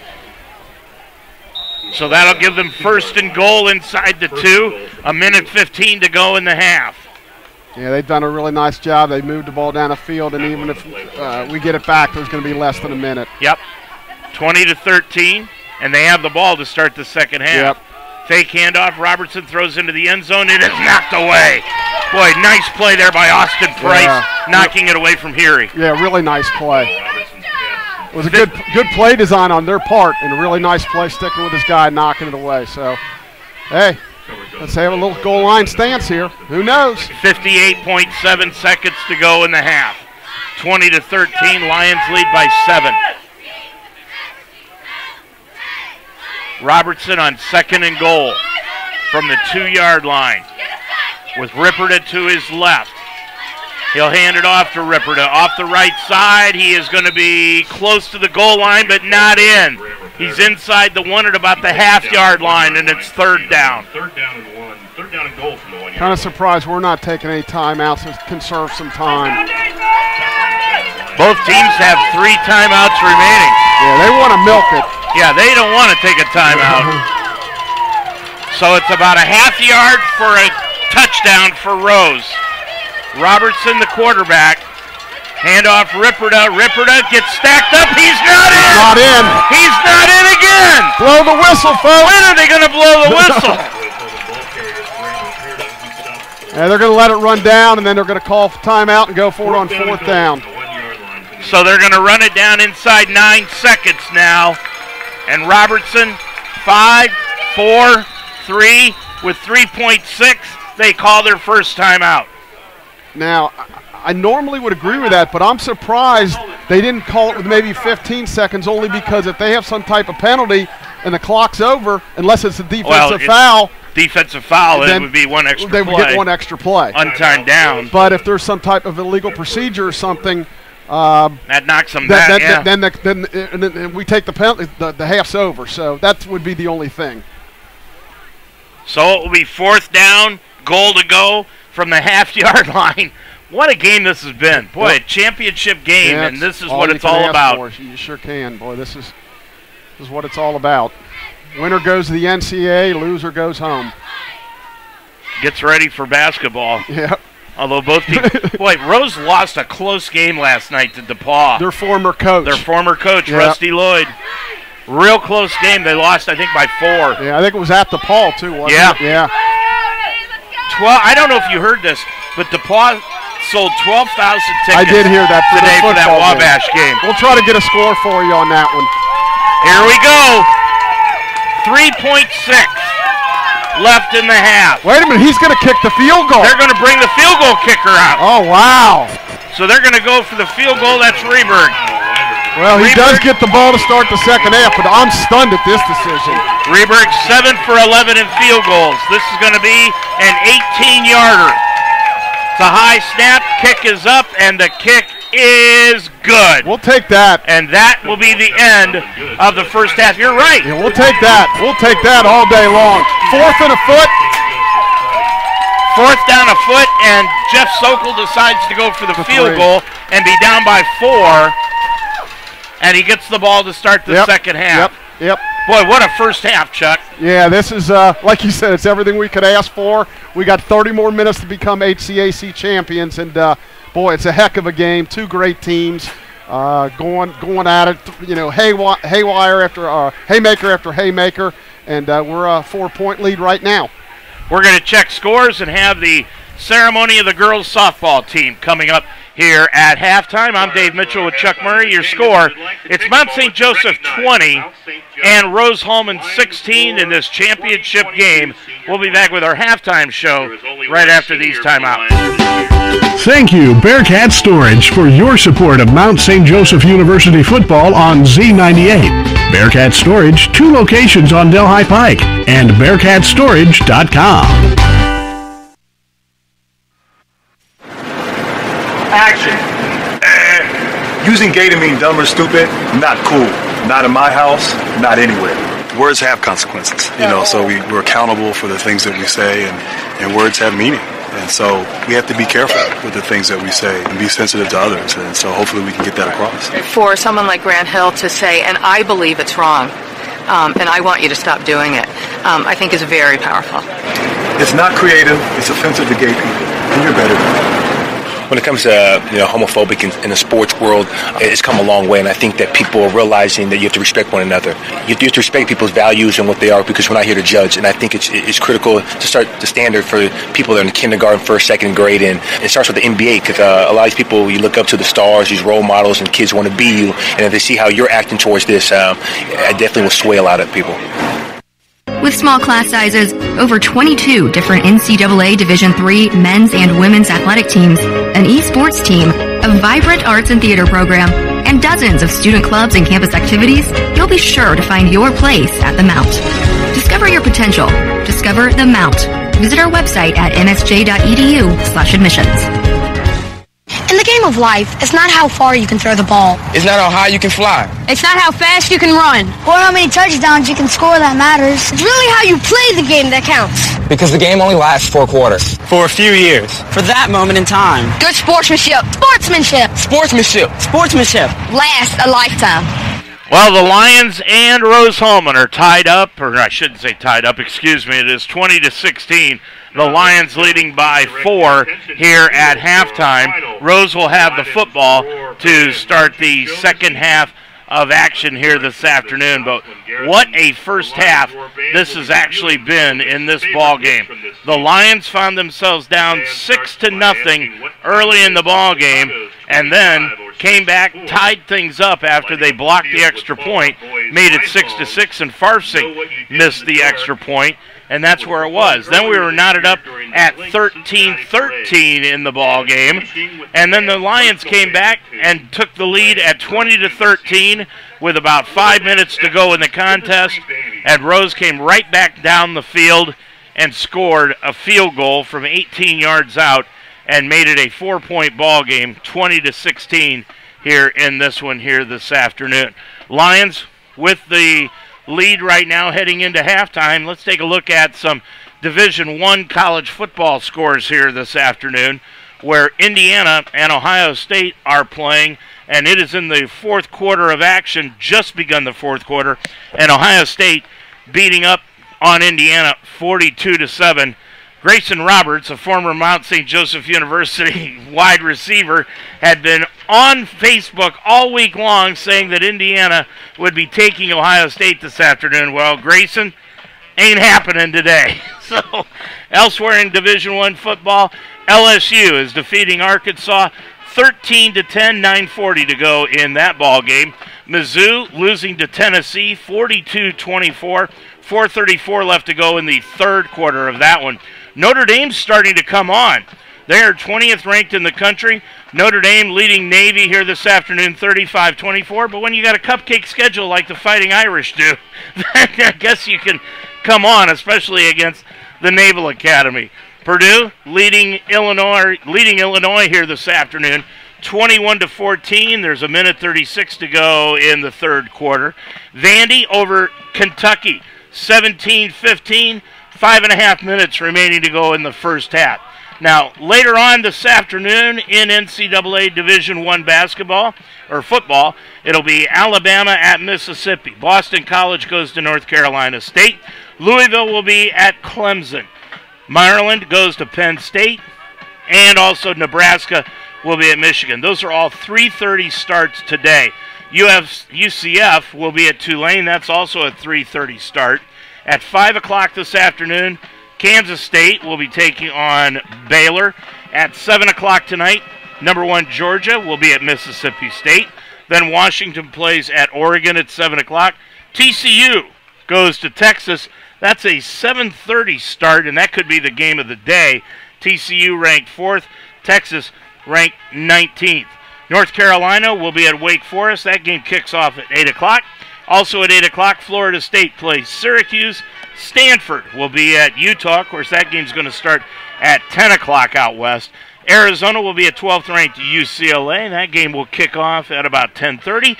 And Colorado played last night against USC, and USC won that ball game 55-17. We'll try to get you some other scores coming up as we are here at the half at Mount St. Joseph University. I'm Dave Mitchell. Chuck Murray with me, but has stepped away here for a little bit. Lions on top of things right now, and when we come back, we're going to take a look at some first half stats, and we'll do that right after this. Career through education, but you have a busy family and work schedule. Mount St. Joseph can help. The Mounts School of Business offers an MBA program on Saturday mornings where you can earn your master's degree in 2 years. Courses are led by faculty who are experts in their areas and taken one at a time, and the GMAT is not required for admission. Classes every Saturday can make a huge difference in your life and your career. Learn more about the Saturday MBA program. Visit msj.edu/MBA.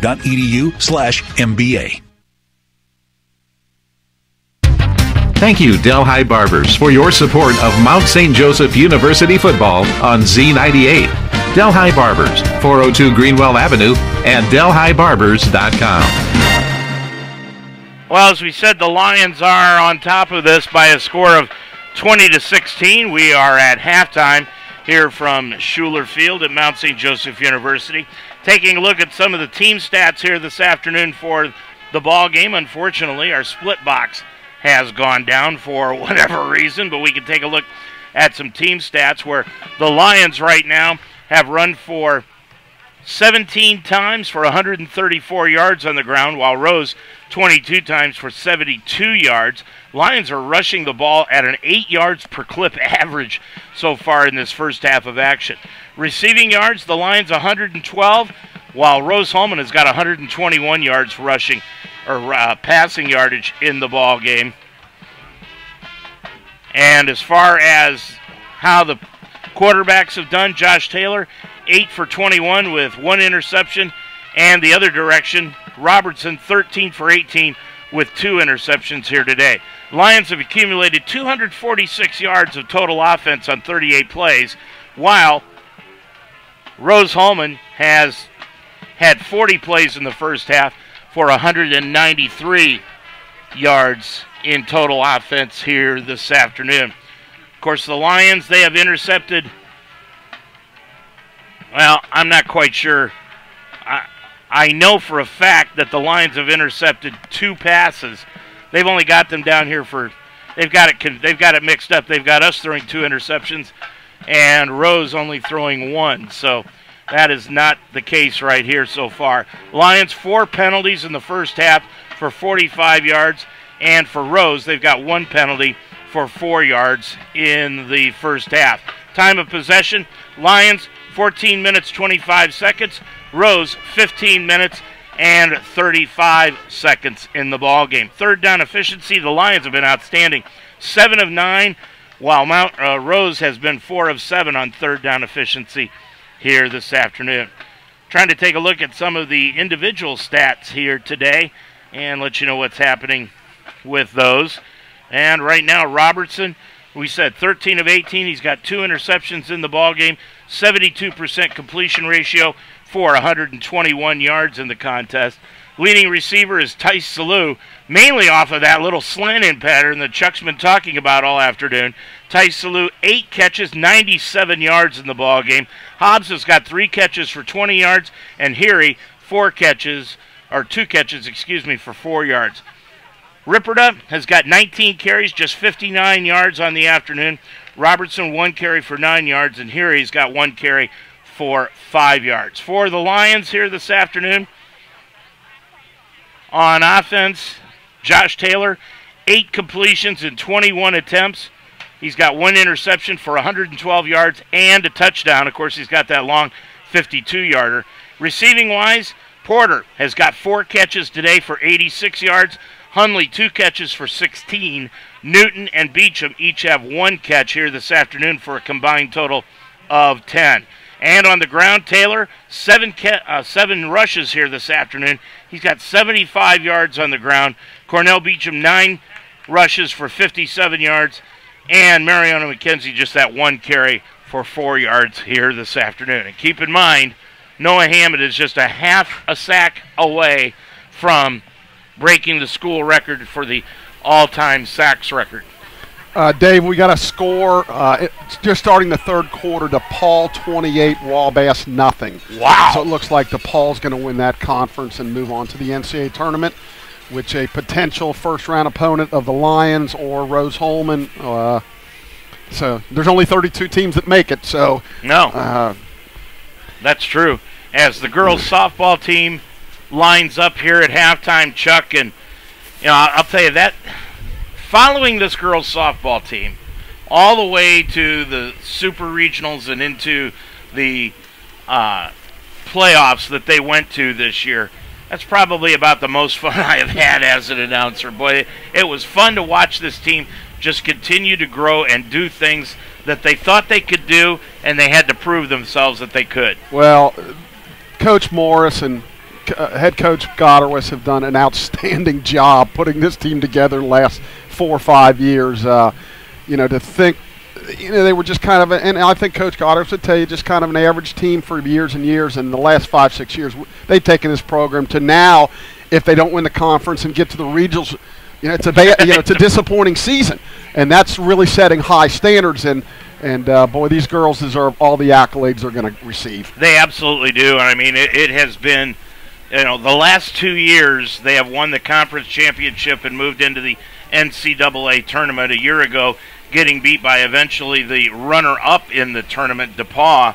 And DePauw basically, my whole thing 2 years ago, Chuck, was let's play 3 out of 5 because they had played 4 times and they were tied up at 2 games apiece. Well, and I do remember one of the games, I believe we were winning, and it got rained out in the regular. We had won the first game, and the second game we were ahead, and it ended up getting rained out. But, they've stepped up the schedule. They go to Birmingham or Alabama, and they make a bunch of trips south before the season and play a very challenging schedule. So not only are they conference-wise, but they're becoming nationally known now. So you go to play in Florida or Alabama at the beginning of the year, and you're playing Mount St. Joe, you're playing a really good team. And today, not only are they being honored for winning the Heartland, but they're also getting their championship rings here today. Let's join the celebration here today. Mount St. Joseph women's softball team and its 2022 accomplishments.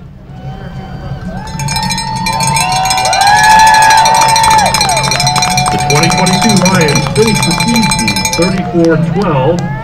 Were the HCAC Conference Tournament champs and won the regional tournament in Gdańsk, New York.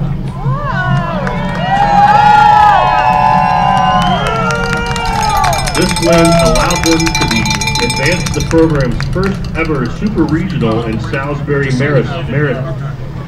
The team was eliminated in the Sweet 16, however its success landed in a top 25 ranking for the second season in a row.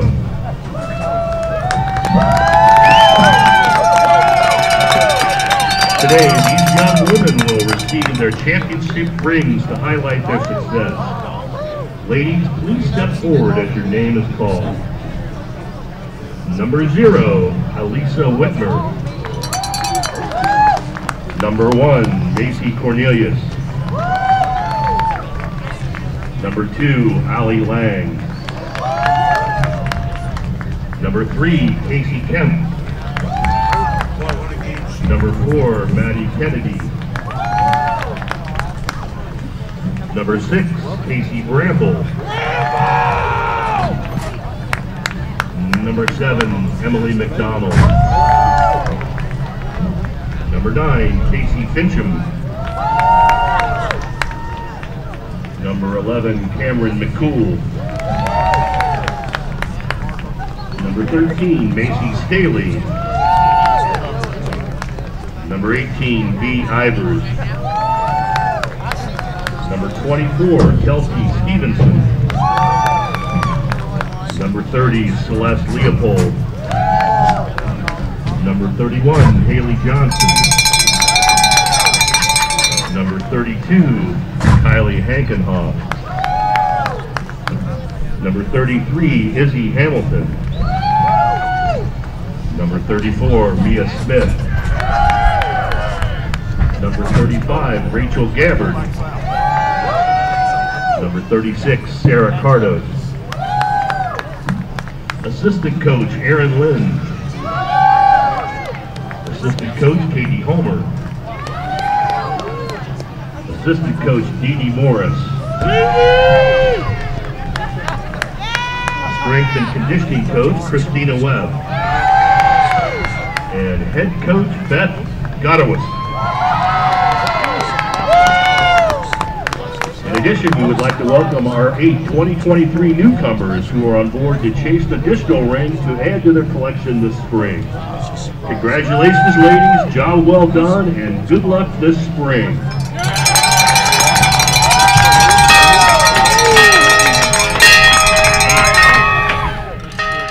And they will be heading down into Birmingham, Alabama, and also Florida coming up this spring. And Chuck, I guess we can go ahead and say it. I mean, we're looking forward to maybe getting down to Florida and doing some baseball and softball. Absolutely. It'll be exciting. It'll be fun. I've been down there for many, many years, and you'll see some local people down there doing the games on the internet and YouTube. So I think it'd be great for both programs. I'm looking forward to it. Got a little unfinished business with this season still to go here, but yeah, that's something to look forward to down the road. Yeah, your thoughts on the first half so far? Well, I think for the most part we controlled their running game. They popped a couple at the end there, but we stood up, forced them into a field goal, which again I think we're all kind of shaking our heads on, but that worked out pretty good.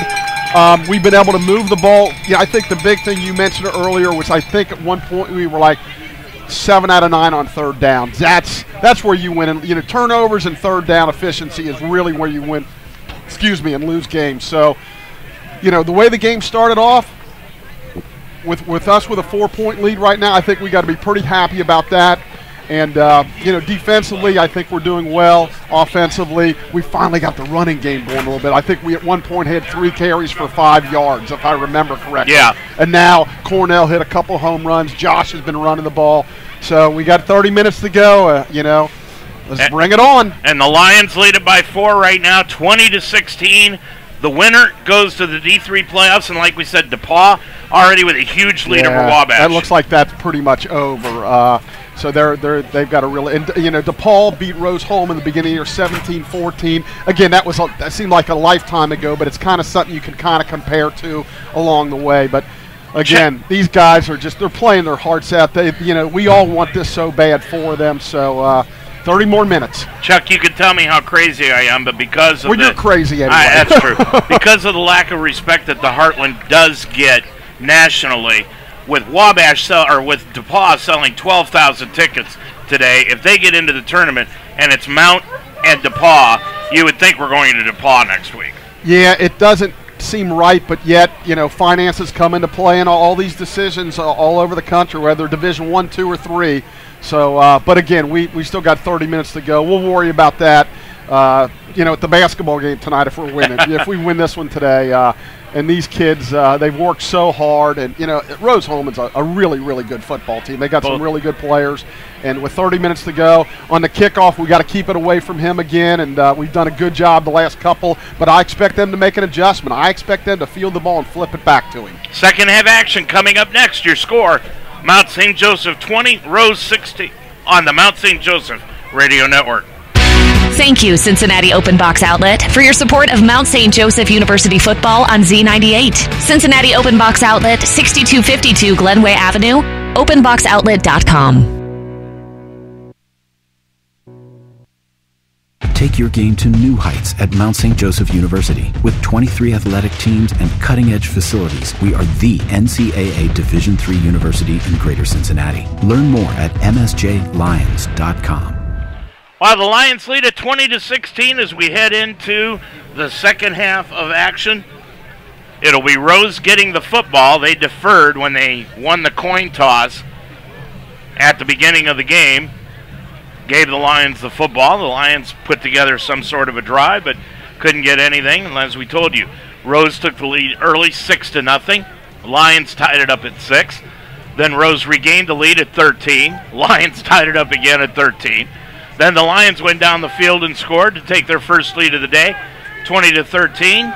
But then Rose at the end of the first half moved the football up the field, kicked an 18-yard field goal, and pulled to within 4 at 20-16 here at Schuler Field. Lions will be going from right to left, south to north on your radio dial and computer screen as they will kick it off. Hobbs back set to return along with Heary for Rose Hulman here this afternoon. Of course, they've had the one touchdown return of 78 yards by Heary, taking it back all the way. And the Lions the last couple of times have just squibbed it along the ground, so let's see if they do that here this afternoon. The whistle is blown. We are set to go. Farsing has everybody set, and the second half is underway, and it is again a low line drive kick. Shelton is going to take it in at the 25 and slide into the 30-yard line after a return of about 5 yards. Boy, that is a slide that Kenny Lofton and Joe Morgan would have been proud of. Dave, we got to be thrilled about the field position. This is awesome. He's not touching the ball. We're keeping him inside the 30. I'm stunned they have not made an adjustment. So, Rose will have it 1st and 10 at their own 29-yard line. Lions send out the defensive unit. Robertson, the quarterback, handoff to Ripperda. Ripperda off the left side, stacked up right at the 30-yard line. Continuing to churn forward, and they're going to give him out to about the 31 for a gain of 2. Yeah, you really got to gang tackle him. He keeps those legs churning. He's not real fast, but boy, is he strong. 2nd down and 9. 2nd down, calling about 8 yards to go. Ripperda off to the left now, and fake handoff. Robertson looking up the left side. He's going to throw it, and it is incomplete. Yeah, that was a stop. A little miscommunication there by the quarterback and the receiver. Stop and go. We got him 3rd and long, a chance to get off the field right away. He tried to go deep to Heary, and Starks was out there playing great defense on him, but he just overthrew him. Yeah, Tight salute. Yeah, he was all over him. So 3rd and long here. Take away these slants. Hobbs and Heary out wide to the right-hand side. Tice Salou out to the left. Handoff Ripperda on the draw. Ripperda breaks a tackle. Stopped at the 35-yard line. A gain of only 4, and it's 4th down and 4 yards to go. Yeah, they'll punt the football. They're going to bring in their punting unit. So the Lions defense stands strong against Rose, and dropping back set to return is Cornell Beecham at about his own 30.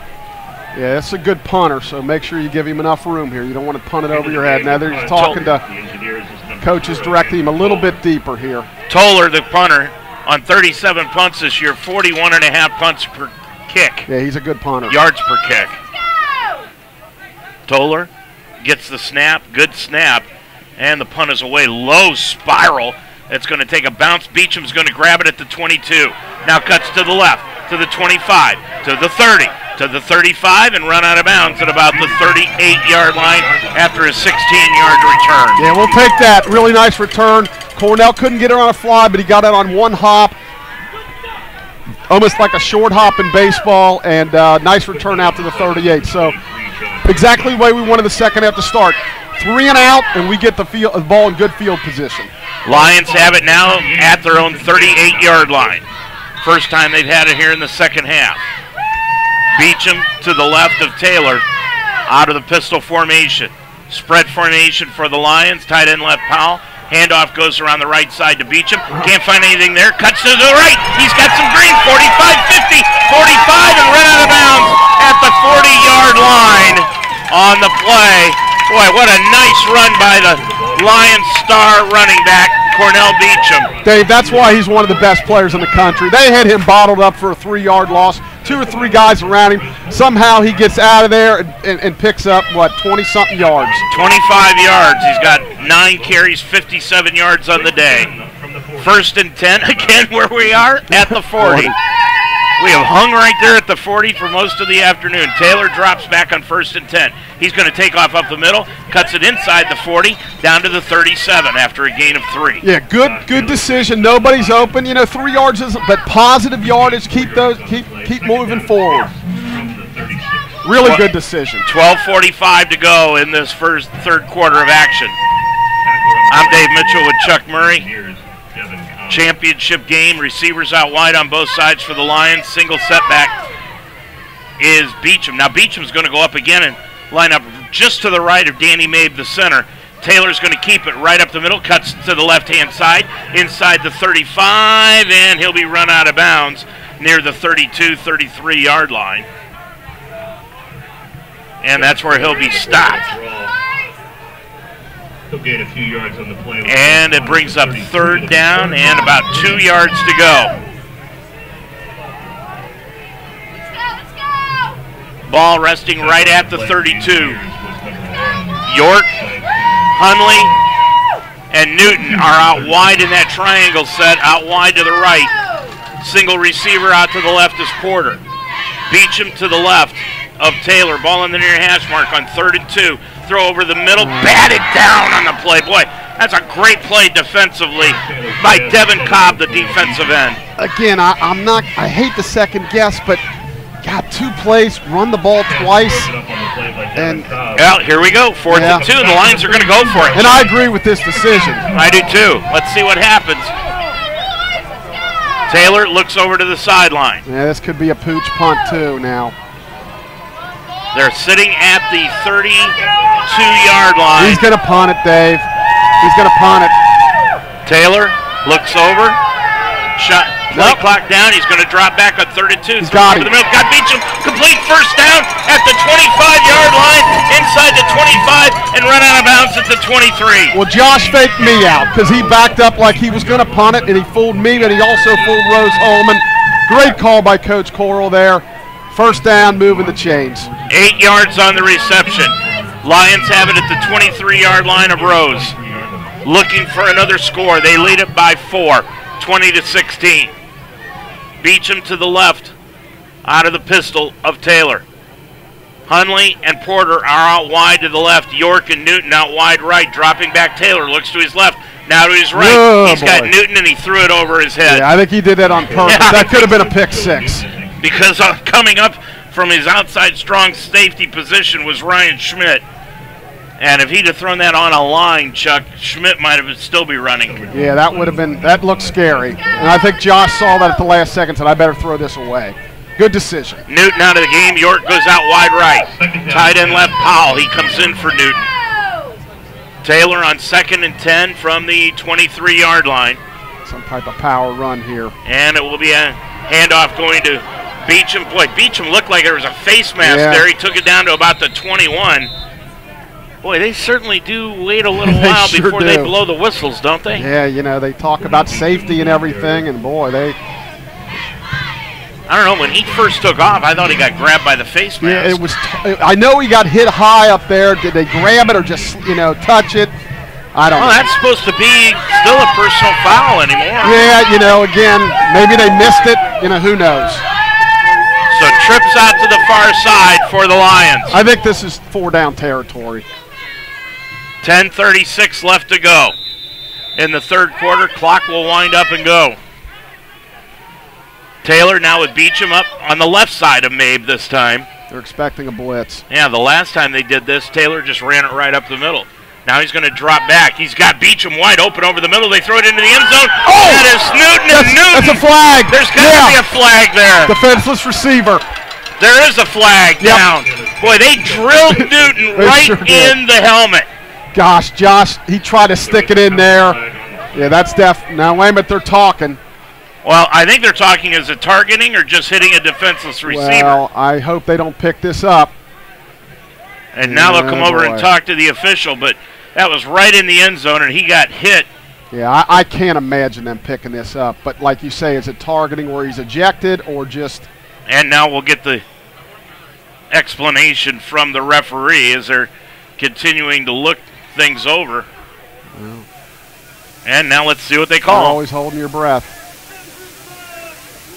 Personal foul. Targeting. Okay. Number 24. Defense. That penalty says half of it's to goal and an automatic first down.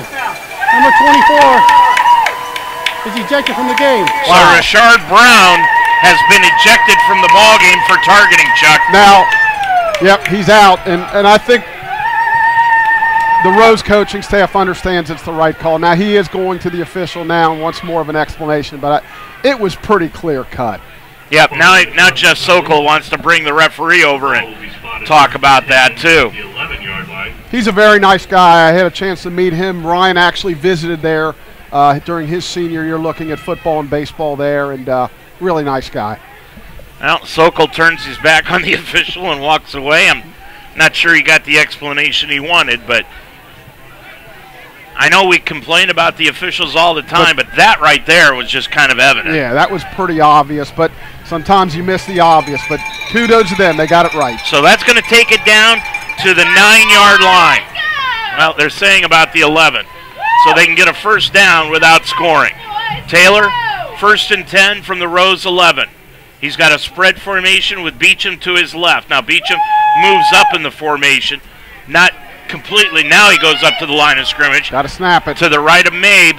And there's the snap. Taylor throws off to the left. Complete on the play to Cam York. York complete at about the 7-yard line.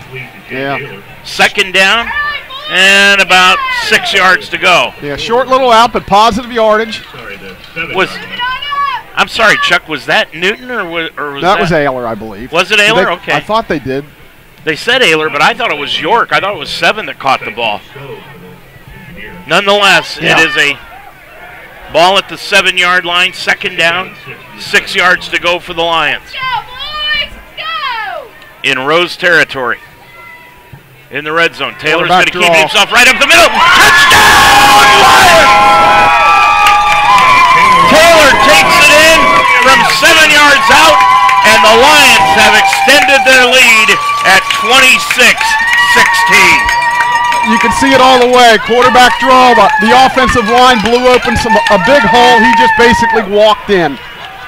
So, boy, the half couldn't have started out any better, Dave. 9:33. It starts out with a defensive stop by the Lions, and now they drive it down the field and take a 10-point lead. Could be 11. Farsing will attempt the extra point. Kyle, with Pat Murray the holder, got the snap down, and the kick is up, and it is good. Got it inside the right upright. 9:33 to go in this third quarter. Your score, it's now the Lions 27, Rose 16 on the Mount St. Joseph Radio Network. Thank you, Delhi Barbers, for your support of Mount St. Joseph University football on Z98. Delhi Barbers, 402 Greenwell Avenue, and DelhiBarbers.com. Thank you, Delhi Barbers, for your support of Mount St. Joseph University football on Z98. Delhi Barbers, 402 Greenwell Avenue, and DelhiBarbers.com. Thank you, Wishbone Tavern, for your support of Mount St. Joseph University football on Z98. Wishbone Tavern, 5251 Delhi Pike, and wishbonetavern.com. Well, I don't want to be greedy. Lions right now lead at 27-16, but like to see another defensive stop and get the ball back. Yeah, well, first of all, we got to keep it away from who over there. So Hobbs and Hury back set to return. Farsing's going to kick it along the ground. This is a line drive kick. That ain't good. It's going to go all the way to Hury, and Hury's going to bobble it, pick it up near the 11-yard line. Now he cuts to the middle of the field. Now back to the left-hand side to the 20, 25, and he's going to be stopped outside the 25 at the 28-yard line. So right about where they'd have it if Shelton would have been there. I know. He's so dangerous, though. Gosh, when he gets the ball, whoo! You got to hold your breath. Yeah. He's already run one back for 78 yards. And he made that look pretty easy, so yeah. I would really like to see us kick. I know we kick it to the right side all the time, but really like to try one to the left. 1st and 10, ball at the 28-yard line. Rose with Robertson, the quarterback. Robertson hands it off to Ripperda, and Ripperda across the 30, upended at about the 32-yard line by Stevenson. You know, Stevenson has really become a full-time linebacker. Yeah, he's been outstanding this year, too. Yep. He and Anthony Wright really hold down that linebacker position for the Lions, along with Schlinsker. Dropping back. There's that slant. Robertson, and he throws it over the right, incomplete. Behind Tice Salou. Yeah, behind him. So big 3rd down right here, boy. Boy, the crowd getting into it now. It's a great crowd here this afternoon. Yeah, we were concerned earlier with the weather, but you're right, it's a great crowd. Big play here. 3rd down, a short 5. Spread formation for Rose. And fake handoff. Robertson's going to keep it. He's going to get hit and drop right at the line of scrimmage for no gain. Yeah, they'll punt the football. No gain on the play. 8:40 to go, and they'll bring in the punting unit. Lions lead it by 11. 2 3-and-outs by the defense. Can't ask for anything more. They're playing outstanding. Beecham will go back, set to return at about his own 25. Well, if Rose has a fake punt in here, this is where you want to watch out for it. Coming into punt, Andy Toller. Toller averaging just under 41 yards a kick. It's 4th down, about 3 yards to go. Lions showed blood. Boy, it's a high snap, but Toller got it down, and it's a short kick. Look out. Lions are going to let it bounce, and Beecham's going to pick it up at the 25 now. Cuts it to the 30. Now back to the far side. He's got it at the 33 and brought down right there at the 33. Boy, you talk about someone who's exciting. There you go. Yeah. Woo! 7:58 left to go in this third quarter of action. We got to keep the offense rolling here. 27-16 your score. Lions on top of it by 11. Looking things over Taylor. Taylor at the 33. Jason so far today, Josh 10 of 25, and he's going to give it off to Beecham around the right-hand side, and he'll take it across the 30 out to the 36-yard line. Beecham today, 12 carries, 83 yards. Taylor, 10 carries, 90 yards. Taylor, 10 of 25. You know, I would have thought Taylor was a little bit better in the passing department than just 10 of 25. The Lions going hurry up, or at least getting to the line of scrimmage. Second down 8. Yeah, looking for the play from Coach Coral. Ball at the 36-yard line. Lions trying to get another big score here. Taylor looking over the defense. Clock down to 9. High snap, but Taylor brings it down. Look to his left, now to his right. Now rolls out to the left. Looks to throw, and he's going to be hit and dropped at the 30 for a sack. Okay, that's a good decision. We hate to take the sack. He could have maybe tossed it out of bounds. We're 3rd and long now. Riley Roberts with the sack gets his 4th of the year. We just don't want any turnovers. No turnovers. It's a loss of about 5 on the play, makes it 3rd down 13. Yeah, the only thing he could have maybe saved the sack yardage by tossing it out of bounds, but no turnovers. Zane Dine into the ballgame now for the first time today. Dine goes out wide to the right, trips out to the far side. Porter to the near side for the Lions on a single setback. Dropping back Taylor, 3rd and 13. He's going to throw it up the left side, and it's going to be intercepted. Oh, boy. Intercepted, a miscommunication. Porter cut off the route. Taylor expected him to go far, and it was intercepted by Tice Miller. That's his 7th interception, and he won't have anything easier than that one. That was just basically, it was a center fielder standing right there, routine fly ball. The only thing he had to worry about was getting his feet in bounds. Okay, well, defense has got to come up big. You know, how much better punt would have been, we'll never know. But so at least it's a turnover, but down the field. Lions with those 4 down linemen now, 6:27 to go. Robertson handoff to Ripperda. Ripperda breaks it across the 40, out to the 45, and he'll take it out to the 48-yard line. He's got a gain of 11 on the play. Boy, he just continues to move his legs, move his feet. He's a big, strong kid. And covers up that football, 5'10", 210 pounds. Yeah, it looks like he's all muscle. We have not seen his replacement today, Jay Smith. Fake handoff on 1st and 10. They're going to throw the ball deep. Turn around. And it is going to be incomplete. No. And they're not going to call pass interference on that one. Oh, and he's going crazy. He is absolutely losing his mind. And actually, he should be. Yeah, well, but the only thing is, you don't have to turn around as long as you don't make contact. And he's furious. The wind held that pass up a little bit. If he leads him, Dave, that's a touchdown. Donnerworth got back there, but... Yeah, we talked earlier in the year about getting our heads turned around. Matter of fact, I talked to Donnerworth about that in one of the pregame interviews. So it'll be 2nd down, 10 yards to go. Rose took a shot. Came up empty. Handoff Ripperda. Ripperda right up the middle. Stutter steps, hits at the line, and dropped after a yard gain. It'll be 3rd down and another long. Call it 8 yards to go. Rose, the Lions are thinking they're going to go hurry up, and then, boy, did they get in a new defensive line situation brought in quickly. 5:35 left in this third quarter. Lions lead it by 11, 27-16. We're bringing the blitz. Blitz. He got him. Ball! Lions have jumped on the football. They've got it. They got it. Boy, they came in from the blind side, Chuck, and Robertson coughed up the ball, and picking it up and bringing it back to the bench is Brady Buller. Coach Thompson with the greatly timed blitz from the corner created the pressure. You could see it coming, sacking a fumble, Lion football. Let's take it down and put it in. 5:24 to go in this third quarter. Lions by 11. Haven't blitzed a lot today, but that was perfectly timed. 41-yard line is where the Lions will spot again, right around that 40 in Rose territory. 1st and 10 for the Lions. Taylor with Beecham off to his right. Spread formation, Powell tight end right off the line. Fake handoff. Taylor looking to Porter. He has got him, but he led him too far, incomplete. Yeah, little high and wide. What do I want for Christmas? Taylor to throw a changeup.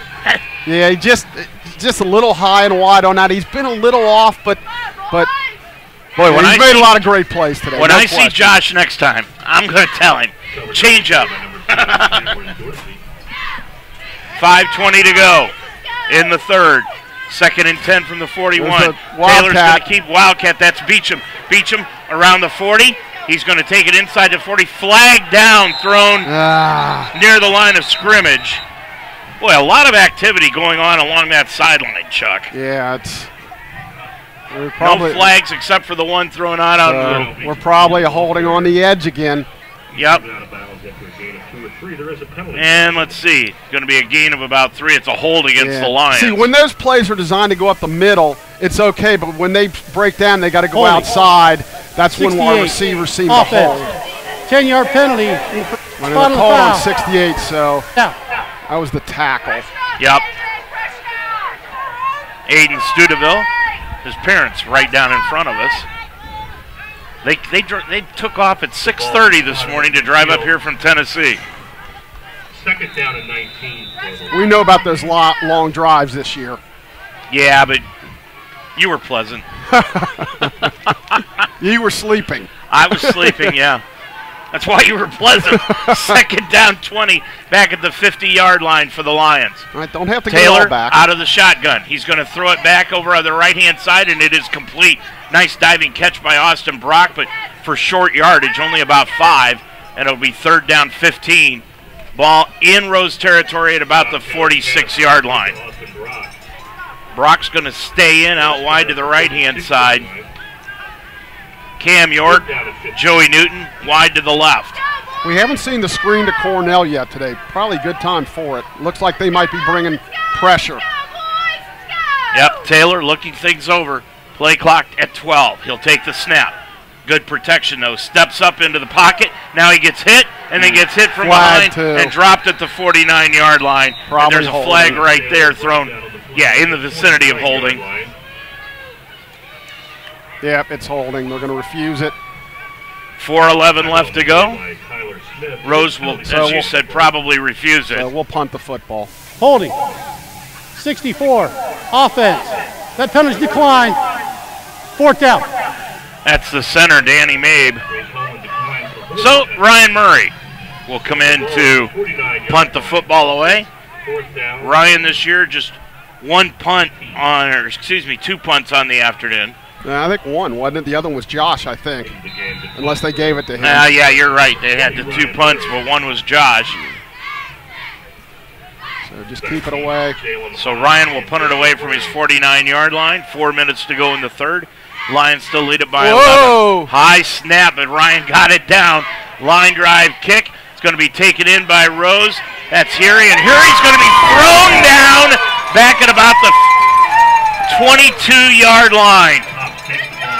Wow. Wow. I was worried about the snap. It almost went over his head. He was able to grab it. Fortunately, he got off probably a 20-something yard punt, but at least he got it out of there. So they'll spot it at the 23-yard line. 1st and 10 Rose. Lions by 11. Clock at 3:48 in the third. Robertson throws it out in the flat, complete to Heary. Heary breaks another tackle, and here he goes. 50, 45, 40 up the right sideline, 30, 20, 15, 10, 5, touchdown, Heary. Just like that.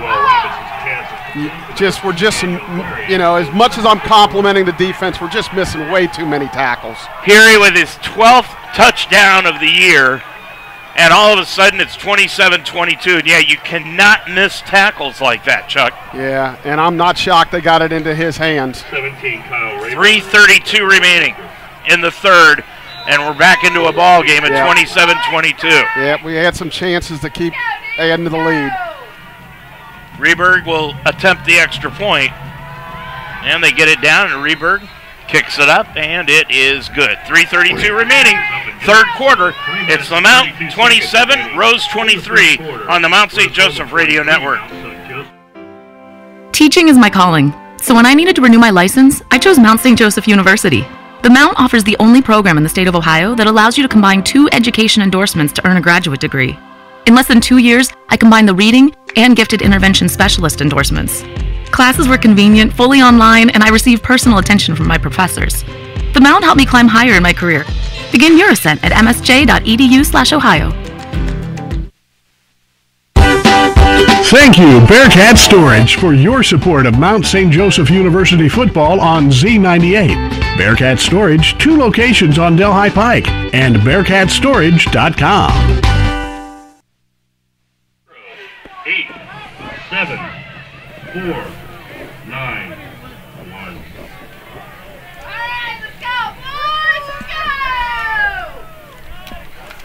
So the Rose Hulman will be kicking off now. 3:32 to go in the third quarter. They've cut into the Lions' lead at 27-23. And we need to answer the bell here because they're gonna. This is a long way to go. 3:32 plus another quarter. About 18 minutes left of this one. Whitesell's going to kick it off straight down the middle of the field. Yeah, they're going to Cornell. Beecham will take it at the 8 to the 15, 20.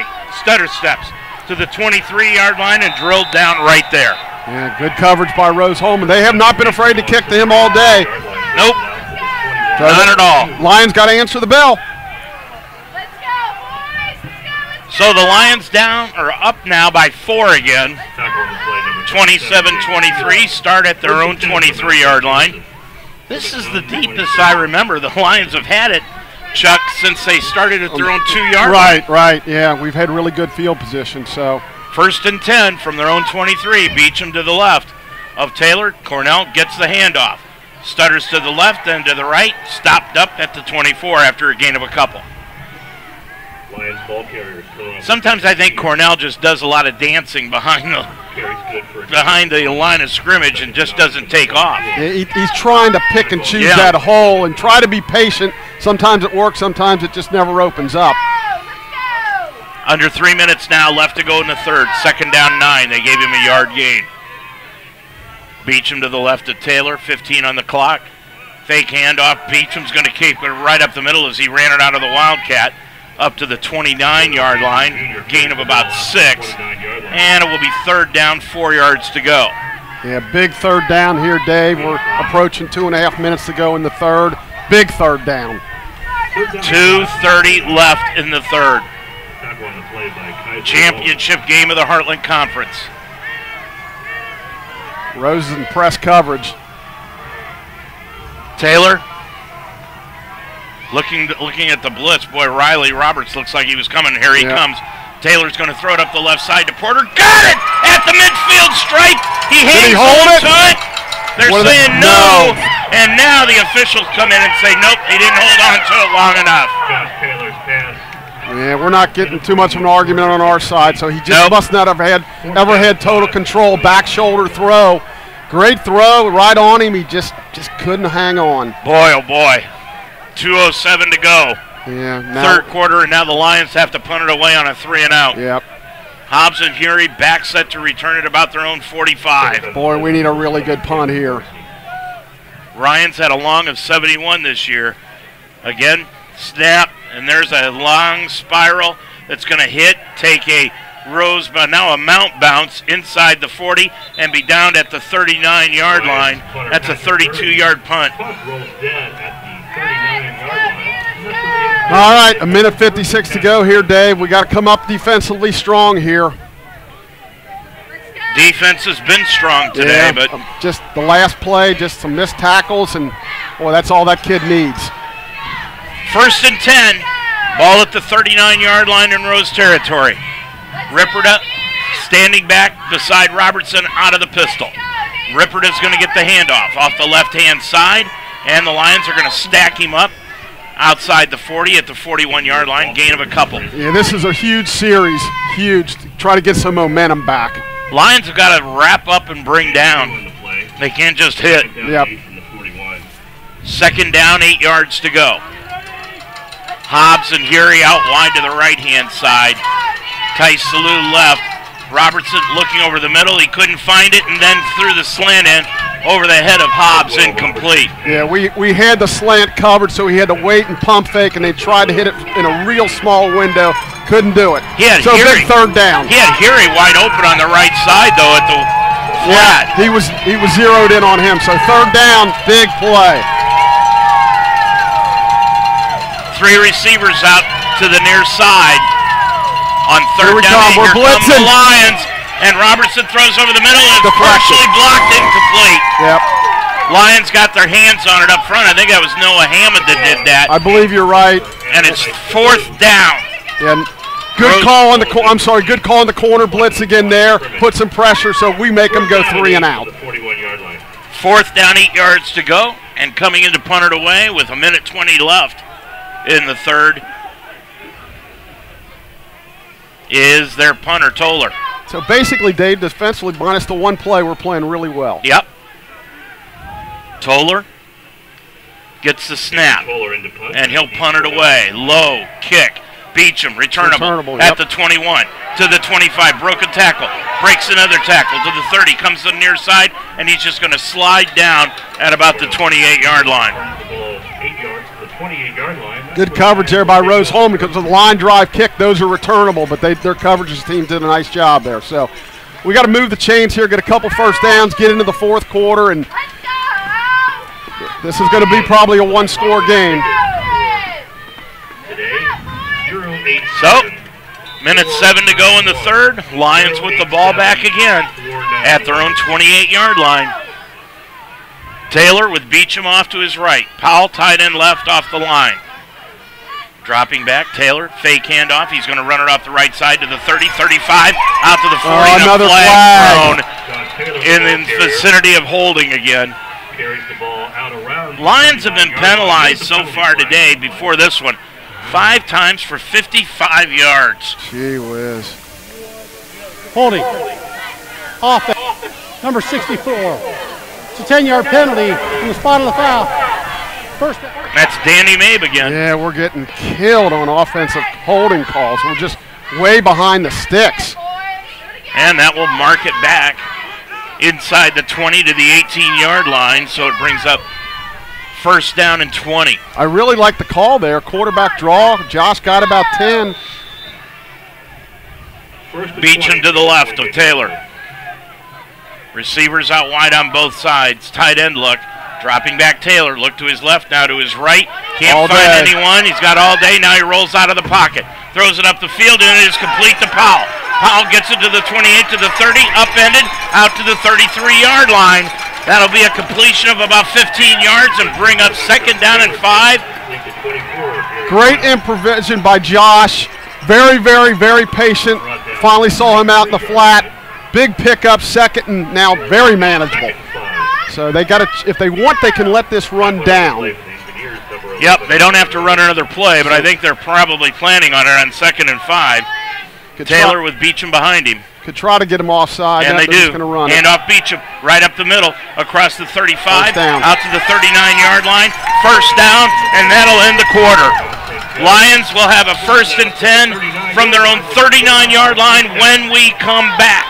Sweet Caroline time. Sweet Caroline time. As we head to the fourth, it's Mount St. Joseph 27, Rose 23 in the championship game of the Heartland Conference on the Mount St. Joseph Radio Network. Thank you, Delhi Liquor Store, for your support of Mount St. Joseph University football on Z98. Delhi Liquor Store, 5193 Delhi Pike and DelhiLiquor.com.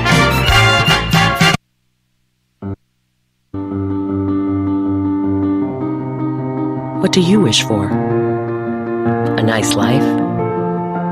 Nice things? Or do you wish for something more? A sense of purpose? Do you wish to discover a cure? To write code that cracks an unsolvable question? To further our exploration into space? Or to invent something that changes everything right here on Earth? Well, if that's your wish, make yourself ready. Because when you look back, you'll see that you didn't just make wishes. You realized them.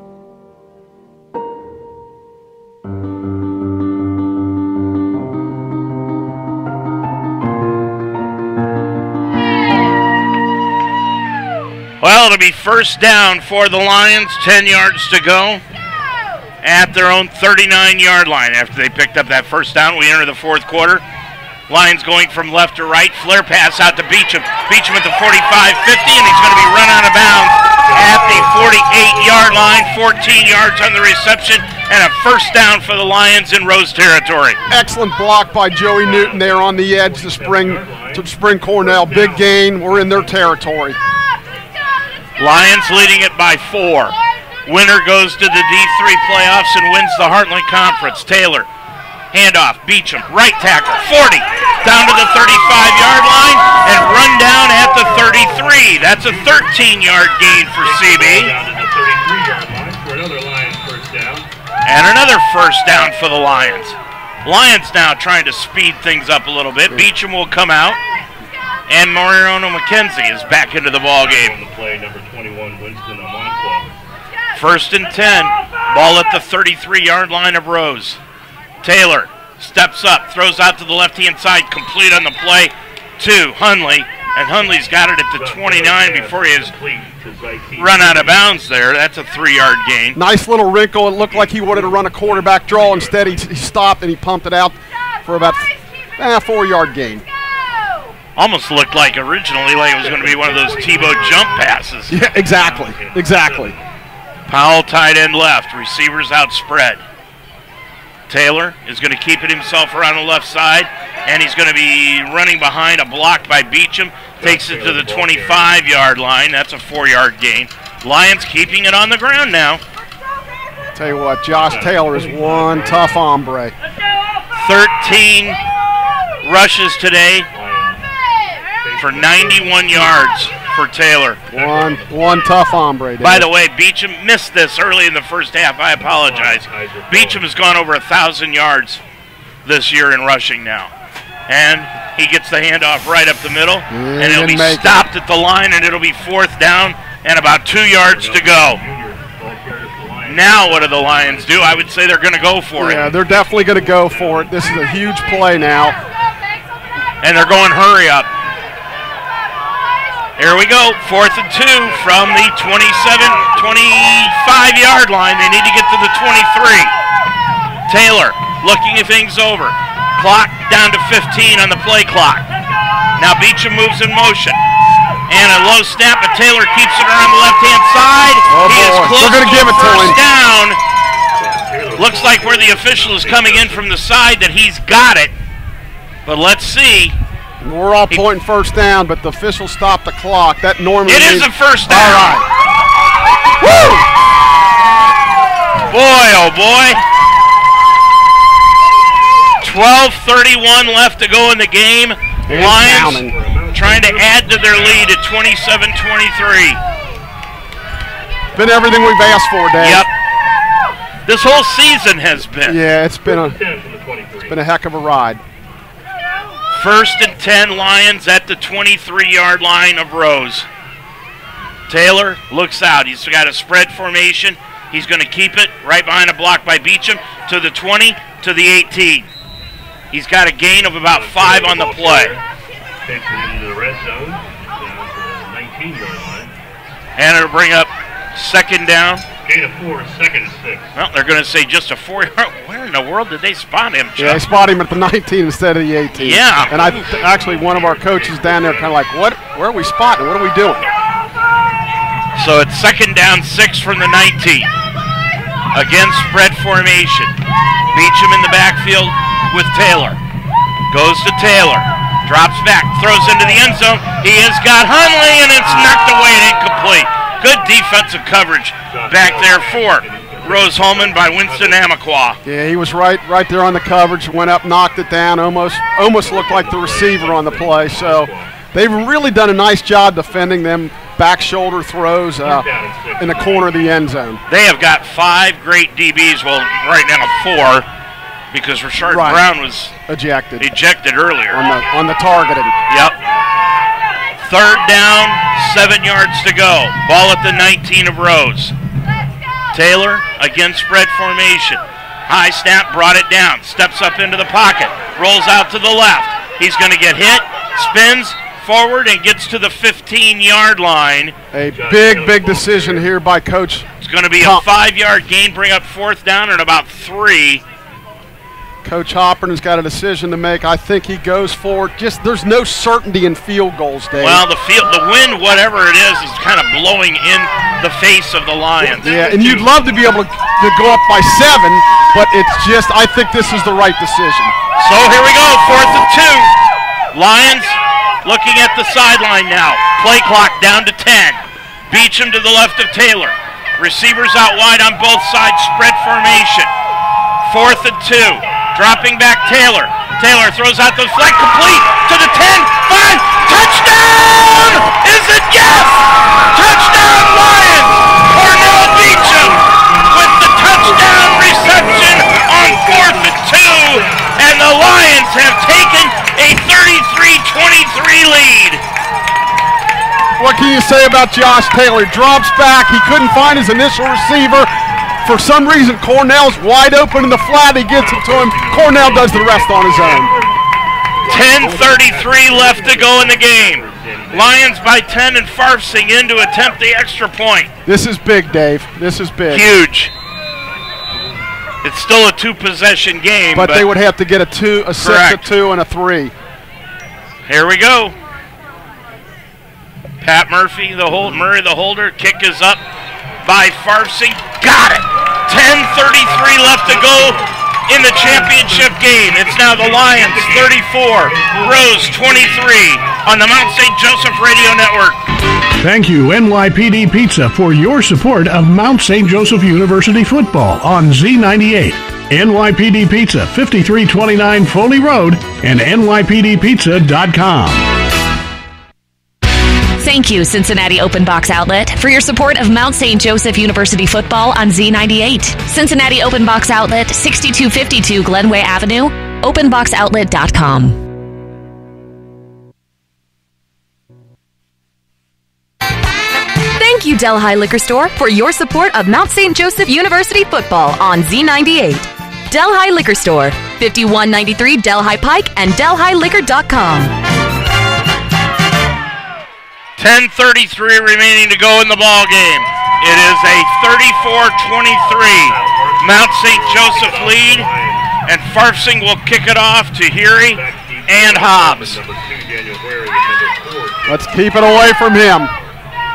Now let's see what the Lions do. They've been squibbing it along the ground up this near side, and they'll do it again. And Shelton will grab it. He'll take it at the 26 around the right side. He's going to be stopped at the 27 to the 30, and he'll be brought down outside the 30 at about the 31. We'll take that. Austin Price was right there hanging on to him. And I know it's bad weather day, but I just can't imagine. He could flip it 5 yards back, and we'd be shaking in our boots. So we're really glad when he doesn't touch the ball. Do we have a flag down anywhere, Chuck? Well, I don't know if they're complaining maybe about the tackle, or I don't see a flag. No. But, you know, with the snow and different things, it's kind of hard to tell. 1st and 10 for Rose Hulman. Okay, there is. It's illegal procedure against the Lions. What? They're going to add 5 yards, I guess.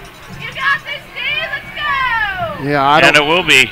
They'll take it out instead of the 31 out to the 36, and it'll be 1st and 10. If I was him, I'd have made a free kick.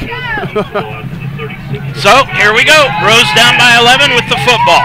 Robertson with Grosick in motion. Drops back. Throws it over the middle, and it is going to be complete to Hobbs in Mount territory at the 42-yard line. We just missed the sack. He just got it off. 22 yards on the reception, and Robertson, boy, he got rid of that thing just in time. He sure did. Ball at the 42 in Mount territory. They'll go back to the hurry-up with 10:10 left to go. Dropping back Robertson. He's going to throw it out to the right side. Complete on the play to Heary, but he ran out of bounds inside the 35, at the 33-yard line. We can't lose track of him. Boy, this is too easy, too fast. He picked up 8 yards on the play. It'll be 2nd and 2. Hobbs and Hury out to the left side. Ripper to the left of Robertson. Fake handoff, throw out to Hury on the left side. He's got the first down. Oh, another missed tackle! The tackle, and he'll take it in for the score from 34 yards out. Hury broke 3 tackles. And the Lions now lead at 34-29, but Rose, I would think they'll go for 2 here. Well, let's see what they decide to do. Yeah, they're gonna go for 2, which makes sense. Yep. Down 5 in the fourth quarter. You want to try to cut it to 3. So there is 9:40 left. Boy, that kid's a playmaker. He is. You know, we missed tackles, but boy, give him credit too. Hury today receiving, he's got 5 catches, 122 yards. Boy, that was 3 plays. That was way too easy. Now they'll go for 2. Ball placed at the 2. Robertson with Ripper to his right. Ball in the near hash mark. Rolling out to his right, Robertson throws into the end zone, and it is complete for the 2-point conversion to Tice Salou. 9:40 to go in this ball game, and it's a 3-point advantage to the Lions. Your score, Mount St. Joseph 34, Rose 31 on the Mount St. Joseph Radio Network. Teaching is my calling. So when I needed to renew my license, I chose Mount St. Joseph University. The Mount offers the only program in the state of Ohio that allows you to combine 2 education endorsements to earn a graduate degree. In less than 2 years, I combined the reading and gifted intervention specialist endorsements. Classes were convenient, fully online, and I received personal attention from my professors. The Mount helped me climb higher in my career. Begin your ascent at msj.edu/Ohio. Thank you, Delhi Skyline Chili, for your support of Mount St. Joseph University football on Z98. Delhi Skyline, 5137 Delhi Pike, and SkylineChili.com. Well, the Lions were up by 11. Now it's just 3.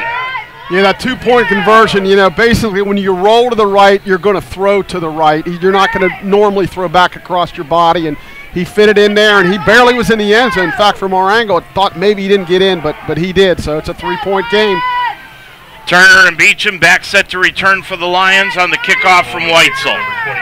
And they have gone directly at Beecham on the kickoffs all day long. They have not been afraid. Nope. So Weitzel will kick it off from his 35. 9:40 to go to a championship. Weitzel will approach, and they're going to go right at Beecham again. Middle of the field at the 5. To the 10, 15, 20, 25. Cuts to the near side, 30, 35, 40. You got to outrun a couple of men. 40, 35, 30, and bumped out of bounds. Inside the 30-yard line. Any flags? No. I don't see any, and I made the comment when we were in commercial. I think we're going to have to win this game on offense. We're going to have to keep scoring. They're going to spot him where? At the 25-yard line. That's a 70-yard return by Cornell Beecham. Again, they kind of had him bottled up, but Cornell busted out of there. It'll be now they're going to bounce it back outside the 30 and put it at the 33. So they're saying he stepped out of bounds there.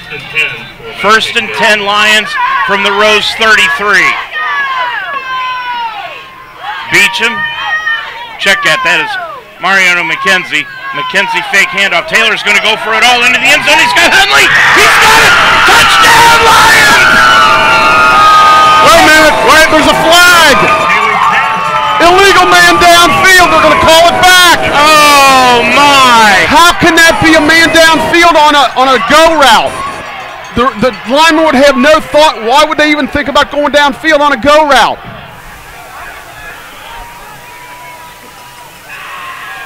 Boy, Tyler Hopperton is hot. He is, the referee's microphones just go out now at the end of the game. Hopperton is just hopping mad. He should be. How can it be a legal man downfield on a go route? Where would he's pass blocking. He's not going down the field. The referee comes over and explains it, but Hop is not going to accept it. Wow. So instead of the touchdown, it marks it back to the 38-yard line, 1st and 15. Lions had the score, but 9:21 remaining. Handoff, fake handoff, throw out to the left to Hundley, complete at the 34-yard line. That'll be a gain of about 6. He'll get back the penalty yardage plus about, well, they're going to say he's shy of it. Well, you know, and I've said this many times, you know, that call came from the Rose Hulman side. Yeah. We'll just leave it at that. It's 2nd down. That's just a 4-yard completion. Handoff Beecham, right up the middle. He'll take it to the 30, to the 29-yard line. That's a gain of 6, and it will be 3rd down and 7. Yeah, I think that call was meant knowing they have 2 downs to make this. So it's 3rd down. Well, make it a short 7, a long 6. 8:35 and running left to go in the game. Lions by 3. 34-31. Mullins was right. It would be in the 30s. Taylor takes the snap, drops back, steps up, throws into the corner of the end zone, incomplete to Cam York. He threw it behind him. Yep. Try to throw it in a tight window. I think we're going to go for it here. Knocked away on the play by Amaqua again. Boy, Amaqua has quietly had a great game. Yeah, he really has. Their secondary, you know, on the long routes and in the they've really done a nice job. So one thing we haven't said about this defense for Rose Hulman, they're all seniors. They started all seniors today and have been all year long. 4th down, 6 for the Lions. Beecham goes up behind Danny Mabe, just to the left of him. Taylor out of the shotgun now. Spread formation. 8 on the clock. Taylor takes the snap, looks downfield, and he's going to throw it out to Joey Newton. Newton caught it and then dropped it. No, he didn't. He caught the ball. He caught the ball inside the 10 at the 7. What a throw and catch. Mr. Clutch, Joey Newton. 22 yards, and it's 1st and goal, Lions. I thought he dropped the ball, Chuck, and then I saw the officials waving it complete. I thought Josh threw up a prayer. It was answered. 1st and goal, Lions, 8 minutes to go. Taylor right up the middle to the 5. Touchdown, Lions! 7:52 left to go in the ballgame, and the Lions have taken a 9-point lead at 40-31. What a series of events. 4th, and it looked like he just threw it up and hoped for a prayer. A great catch. And then he runs it in. Big point here, we've been saying all along. 7:52 remaining. Farsing leading it by 9. We'll try to make it 10. Good snap. Oh, that blocked. ball is partially blocked, and it will go into the end zone and through the end zone. And the extra point is no good. And now it's just a 9-point lead, but still a 2-possession game. 7:52 remaining. Your score, it's the Lions 40, Rose 31. On the Mount St. Joseph Radio Network. What do you wish for? A nice life? Nice things? Or do you wish for something more? A sense of purpose? Do you wish to discover a cure? To write code that cracks an unsolvable question? To further our exploration into space? Or to invent something that changes everything, right here on Earth? Well, if that's your wish, make yourself ready. Because when you look back, you'll see that you didn't just make wishes, you realized them.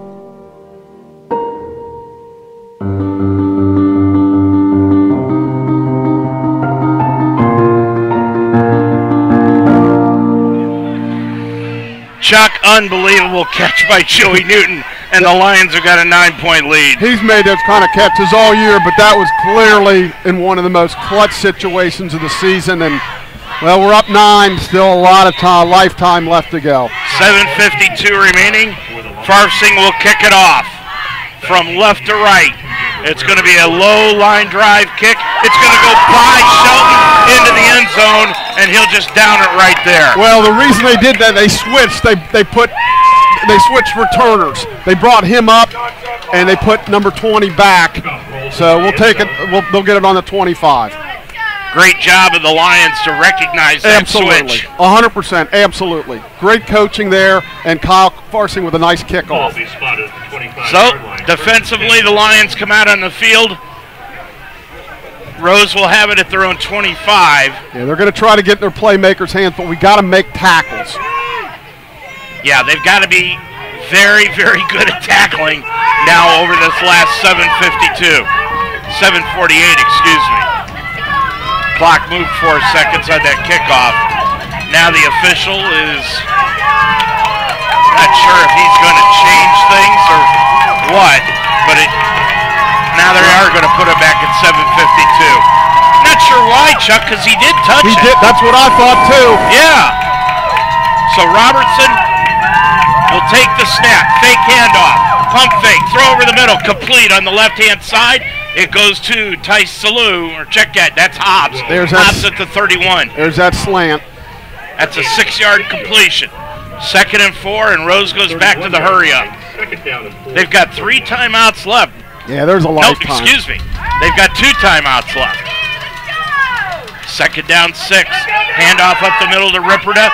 Ripperda keeps the legs churning. He picks up another couple yards. It'll be 3rd down and about 2 yards to go at the 34. My guess would be they're in 4 down tear, even though if it's 4th and a yard, I would think they'd go for it. Chuck, do you remember Rose using a timeout? I don't. That's why I don't remember that. 3rd down and about a yard and a half. I think that's incorrect on the scoreboard. I think you're right. 3rd down, about a yard and a half. And the handoff to Ripperda. Ripperda's got the first down to the 40. 45, breaks another tackle, and he's going to be brought down at the 46-yard line. You know, that's a nice hole they opened up, but they have not had an offensive holding call all day. No, they have not. It would be nice to get one. I can't imagine they went the whole game without holding. Matter of fact, they've only had 2 penalties called against them for 15 yards. Yeah. 1st and 10 from the 46. Dropping back, Robertson. He's going to throw the ball up, and it is knocked away. Great play by Deshaun Starks. Yeah. Boy, it scares me, that single coverage over there, but a really nice job by Deshaun there. Yep. Robertson on the day, 18 of 28, 2 interceptions, 2 touchdowns, 267 yards. Yeah, he's had a good day. When we put pressure on him, got a couple picks in the first half. 6:28 remaining. Handoff goes to Ripperda, right up the middle, stopped up right at the line. Coming in, there's that man again, Chuck, Nick Stevenson. Yeah, big 3rd down here. This is, you know, is Rose going to call plays knowing they're going to go for it on 4th? Big plays. Nick Paff also in on the tackle. 6:03 left to go. And running. We're under 6 minutes now.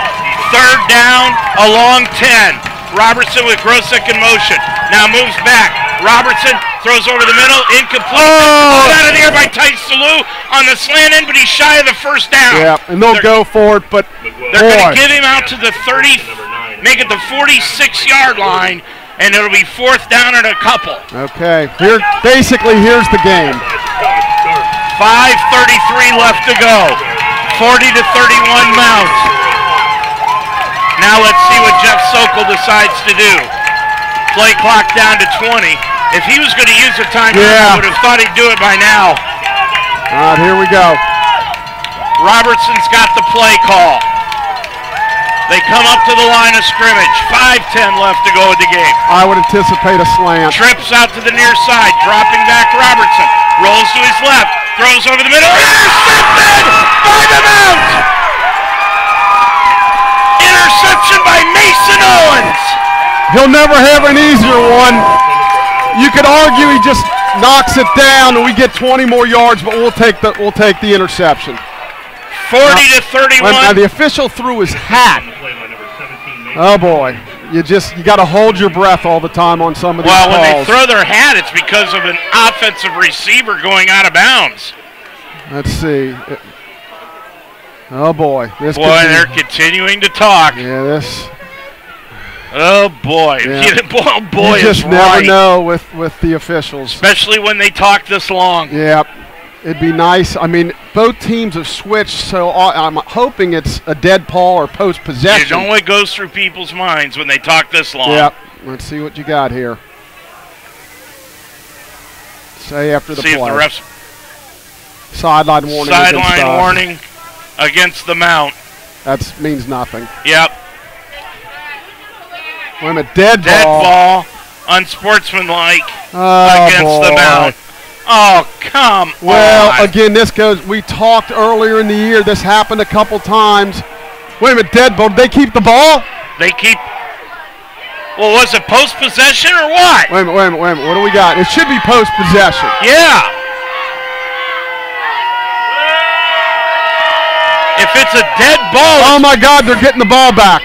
If it's a dead ball, it's a post-possession foul. Well, again, this goes back to our selfishness of can't control ourselves. I don't know who did it or what. This could cost us the championship. And they're going to mark off 15 yards and take it inside the 20. Wow. To the 17-yard line. Boy, oh boy, Chuck.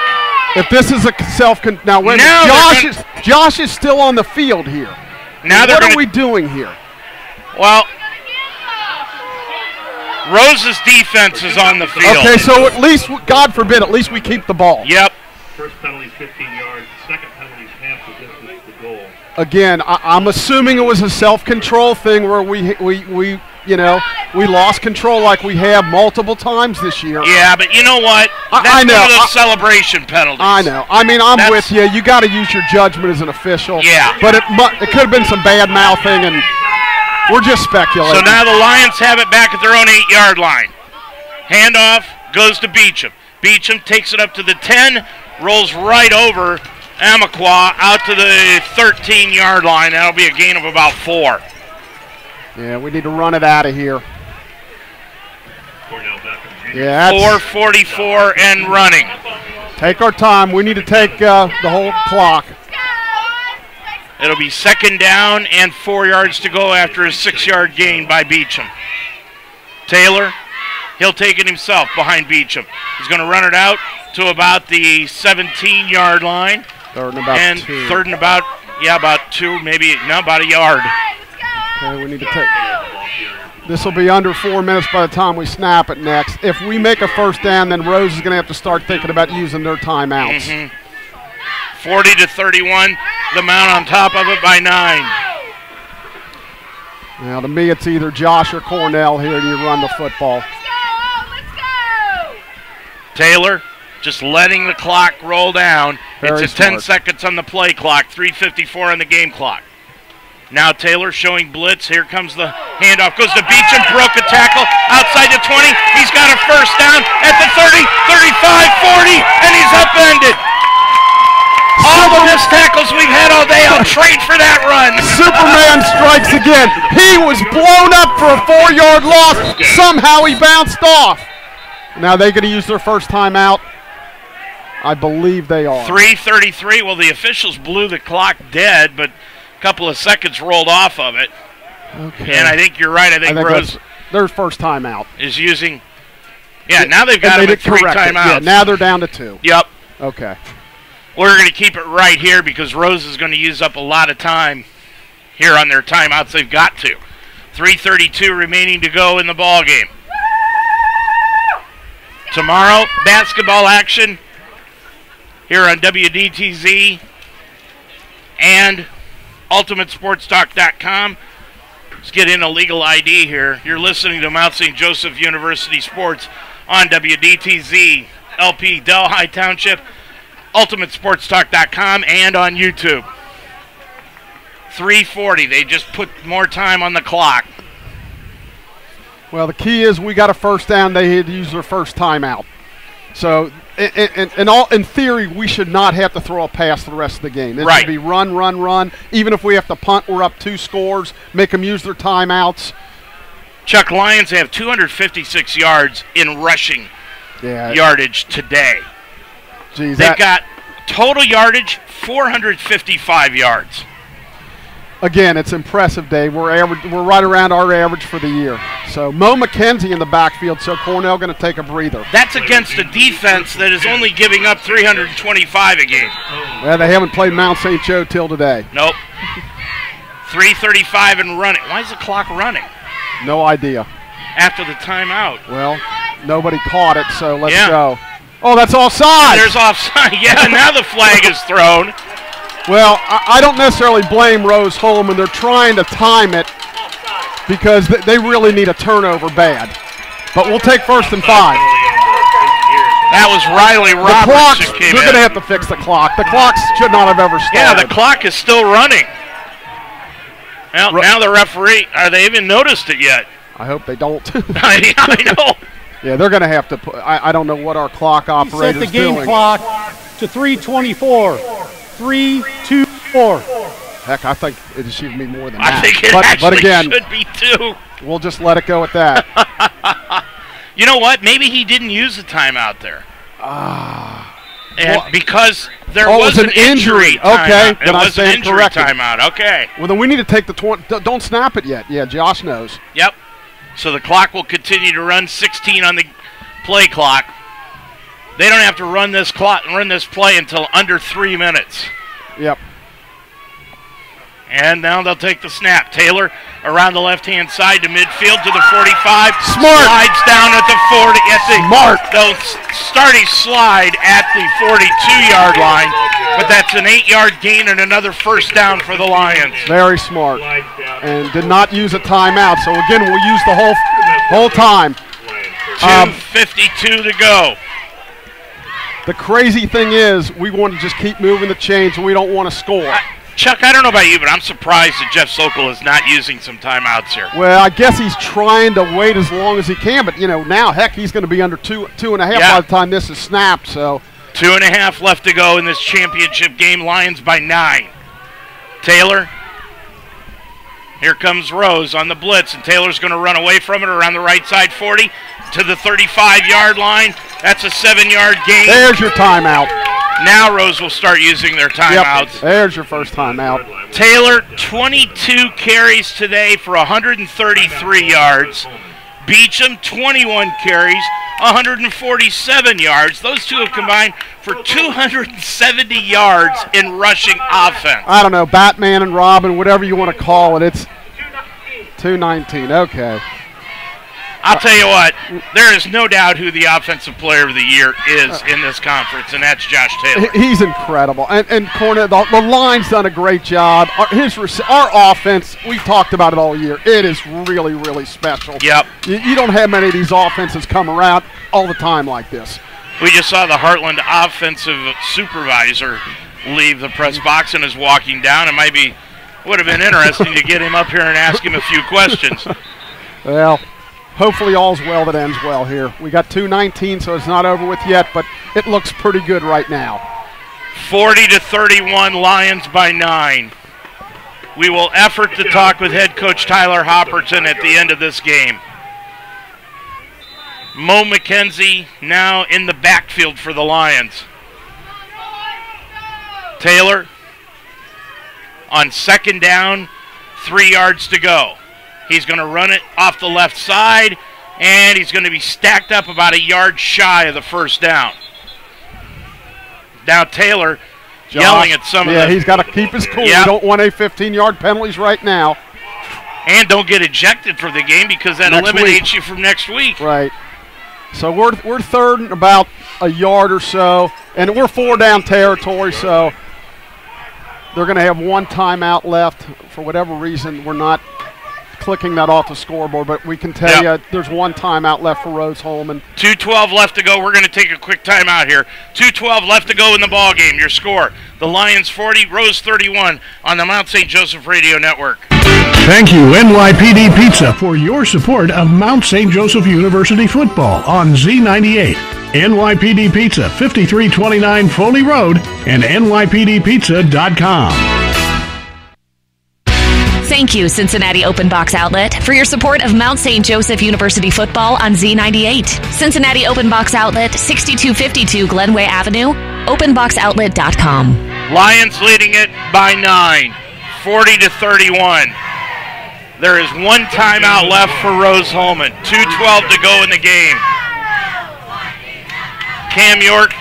Lions are going to go with a tight formation with Powell at tight end. Cam York is going to line up on the line. And Hunley is off to the near side. Mo McKenzie in the backfield. Yeah, Josh is going to run this one right up the middle. 3rd and a yard. He's going to take it off the right side. First down, Lions at the 30. Fall down. 15. He's going to fall down at the 10. Chuck, the Lions are going to win the championship. That should do it. Now, the reason I say fall down, the Cleveland Browns, they scored. You just want to take knees here because 47-31 would be 16. That would be 2 8s. We've seen it before. And the clock is now running, and Rose is thrown up the white flag. The coaches next to us are leaving, Chuck. Yep. Taylor in the backfield with Mo McKenzie. 1:30 left to go in the ball game. To the championship. Hand off McKenzie. 10. He's going to take it down to the 6. This crowd going nuts here at Schuler Field.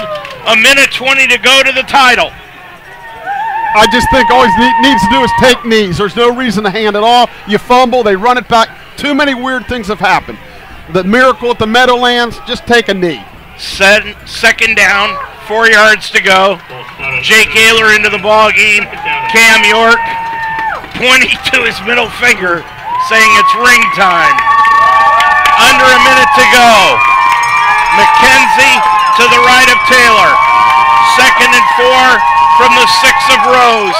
Taylor keeps it himself to the 5, 3, and he'll be stopped up right at the 3. 40 seconds to go in the game. 40-31. I know they don't listen to me, but take a knee. They really. They don't have to now. There's like a half a second between the play clock and the game clock. The celebration begins. It has started here at Schuler Field. The Lions are going to win the title. Evan Krim is into the ball game now for the Lions. Now the Lions will take a knee. 10 seconds to go to the championship. 6 seconds to go to the championship. Taylor under center. 2 seconds. Takes it. The knee. The title is going to Mount St. Joseph. It's all over. And the Lions have won it here this afternoon by a final score of 40-31, and the season will be extended by 1 week as we are going to the D3 playoffs next week somewhere, somehow. Perfect season for the Lions at 10-0 on the year. Wow, Dave. You know, I usually have a lot of work I'm lost for. I am so excited and thrilled for these kids and this coaching staff and the university in general. What a great triumph, a great crowd. The weather was a factor a little bit that just added the kind of the aura of this game. The lights have been on the whole time, but the Lions, they played their hearts out. And let me tell you, Rose Hulman is a really good football team. They've got some playmakers on that team. I hate to see that we got to face the one kid for the next 3 years, but that's for another time.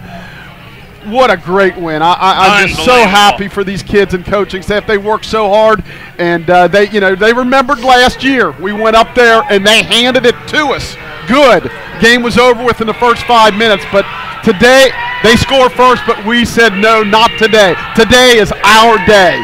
It's the first championship outright for the Lions under Tyler Hopperton. It's their first trip to the Division III playoffs since 2009, and it's the first time they finished the regular season unbeaten since 2004. Yeah, you know, I guess I was around for those days, but it feels like about 50 years ago. It's just been a tremendous ride. These kids, this coaching staff, they work so hard. They put in so many hours. Some of these guys are volunteers. So we're just excited. We got some softball girls up here showing off their rings. Coach Morris, Announcer Morris. This has been quite a year. 40-31. Lions win it here this afternoon, and they are the Heartland Conference champions for the 2022 season. We'll be back to wrap things up and head down and talk with head coach Tyler Hopperton after this. Thank you, Delhi Liquor Store, for your support of Mount St. Joseph University football on Z98. Delhi Liquor Store, 5193 Delhi Pike and DelhiLiquor.com.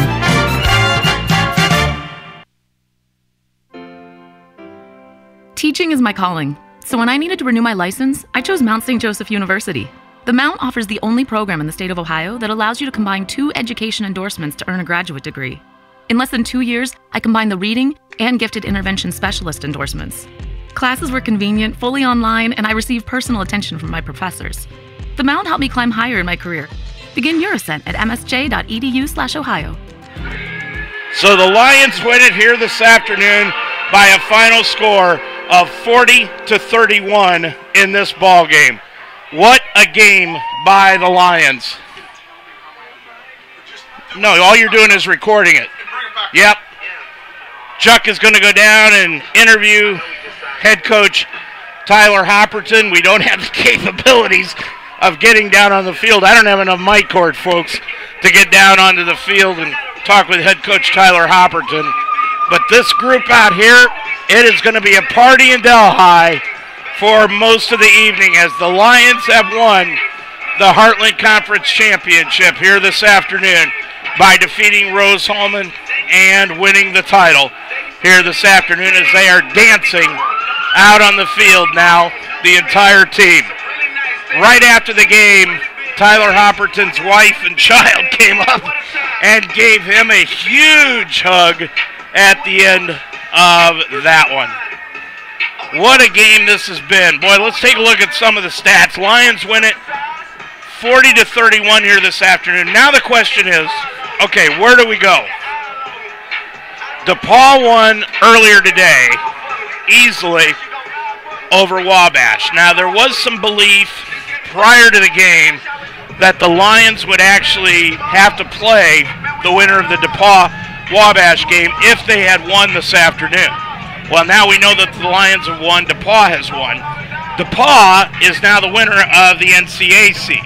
Now that could mean that the Lions would play DePaul. Now DePaul has one loss, but because of their stadium capabilities and the fact that they sold 12,000 tickets to this afternoon's game against Wabash, that means a lot because that puts more money into the NCAA's pocket, and it means a lot more people can go over to DePaul and watch the game rather than here at the Mount. It's just a stated fact. So, that being the case, it may be at DePaul next week.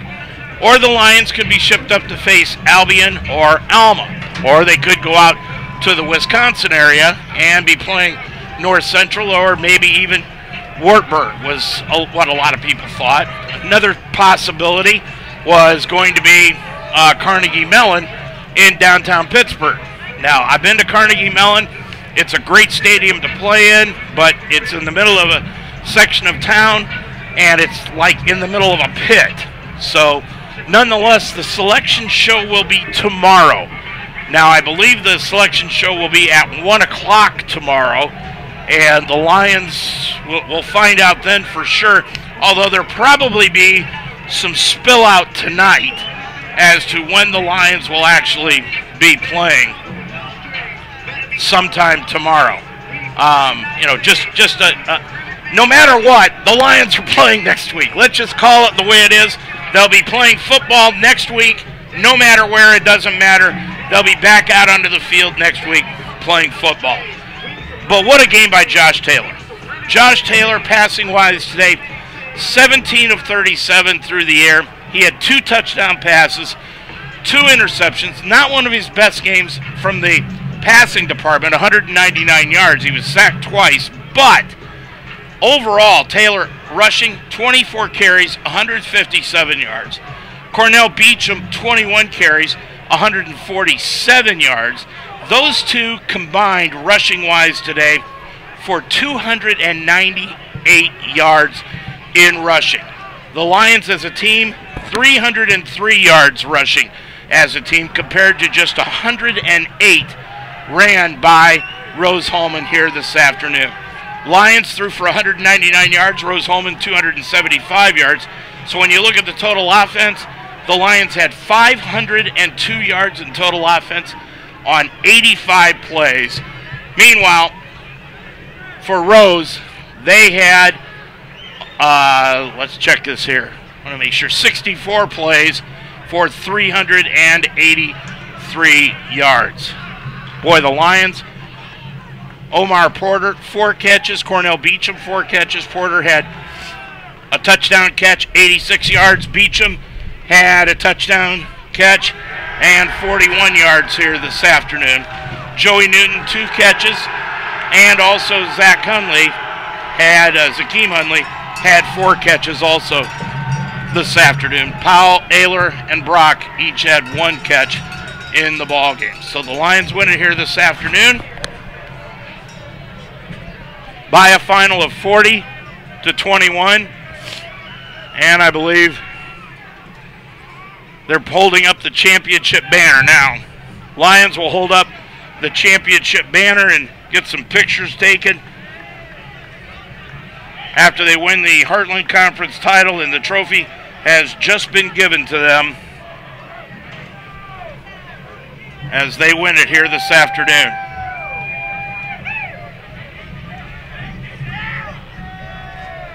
And let's see what else we can tell you here today.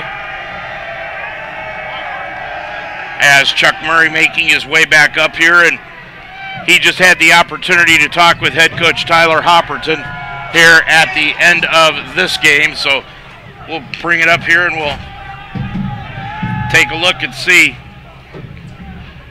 if we can get this interview for you here from head coach Tyler Hopperton. And I believe this is it. Sorry, we're doing this on the fly, folks. And this should be Chuck with head coach Tyler Hopperton after the game. Down here with Coach Hopperton. Coach, congratulations. We're all excited. I'm emotional. Everybody's emotional. Tell me about it. It's a long time coming.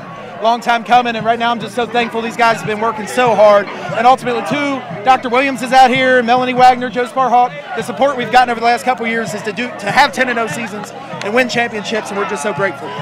Talk a little bit about Josh and Cornell. I mean, the whole team, but then them two guys, it's like Batman and Robin, Superman, and whatever. Yeah, I kept getting on the microphone and say, hey, let 0 and 4 win this for us. You know, you never know if you have 2 guys like that on the field ever again. Hey, let's go, let them win us a football game. I thought, again, you look at the score, that 31 point, I thought defensively, other than a few missed tackles, our defense played really well, and offensively, incredible. Their kid's incredible. Yeah. He missed some tackles, break some tackles, but I'm really thrilled for you guys. You get to celebrate. We'll play somewhere next week. We'll worry about that some other time. Here, you got your daughter running out here. This is great. So, congrats again, and go Lions. Go Lions. Mount up. Thank you. Chuck, I mean, a lot of emotion on the field. And you went down there and didn't grab us a T-shirt. I didn't even think of it. I was trying to find my boys, and I tried to find Coach Hop, found him. I'm obviously very excited. We're all kind of jumping around here with our heads, like a chicken with our heads cut off. But, oh, my gosh, this is just a fantastic moment in Mount, not only football history, Mount athletic history. Because men's sports have still only been around about 30 years. Football is about 32, 33 years now. And look at those kids celebrating. And then on my way back, I get a chance to see one of our former coaches from way back in the day, Ron Cordini. Ron is a great man, a great coach, and he was here to watch this game. So how exciting to see Coach Cordini around here. And boy, what a great day. I mean, you remember all the coaches. Started out with John Pont. Went to Rodney Huber, and then, continued on and up to Hop, and this is just one of those years that don't come along very often. Yeah, it's a special. I mean, I'm not going to brag on myself, but I remember the first game we played Baldwin Wallace, and I said, I think we got something special here. And I was hoping for 10-0, but realistically, you don't know with the schedule and the injuries and all that. But boy, to go 10-0 against our league's not great, but Rose Hulman's a really good football team. Baldwin Wallace is a really good football team. So they accomplished a heck of a lot. They're still down there celebrating. These kids probably don't want to leave. There's still a little bit of snow on the field, but who cares? Chuck, last week against Franklin played tough against us defensively. But the difference between last week's game and this week's game was what? Just the weather? That's a great question. I mean, I got to give Franklin some credit last week. And now, let's face it, the other thing, remember that 30-mile-an-hour wind that really affected things a lot. And so, and that's why you go back to, we talked about, Franklin lost to Rose 49-0. We barely survived. That's why you throw all that stuff out the window. There's no question playing at home helps a ton. If we had to go over Rose, maybe it's a different result. We'll never know. We don't care because we got to play them at home. Yeah, and another thing, Chuck, this team all year long has done what it has taken to do to win football games, no matter what. Yeah, and again, they're led by their two superstars, Josh and Cornell. They lead the way. Them guys, again, I go back to the play, third down. It looks like Cornell's bottled up. He bounces off. Instead of a 5-yard loss, he runs 30. There's so many plays in this game where you're thinking, how are them guys making these kind of plays when they're really dead stopped? So, a good decision day by Josh. Just really a couple interceptions. One was kind of a bad luck kind of thing. But, boy, what a great, great victory. But here's the other thing, too, Chuck.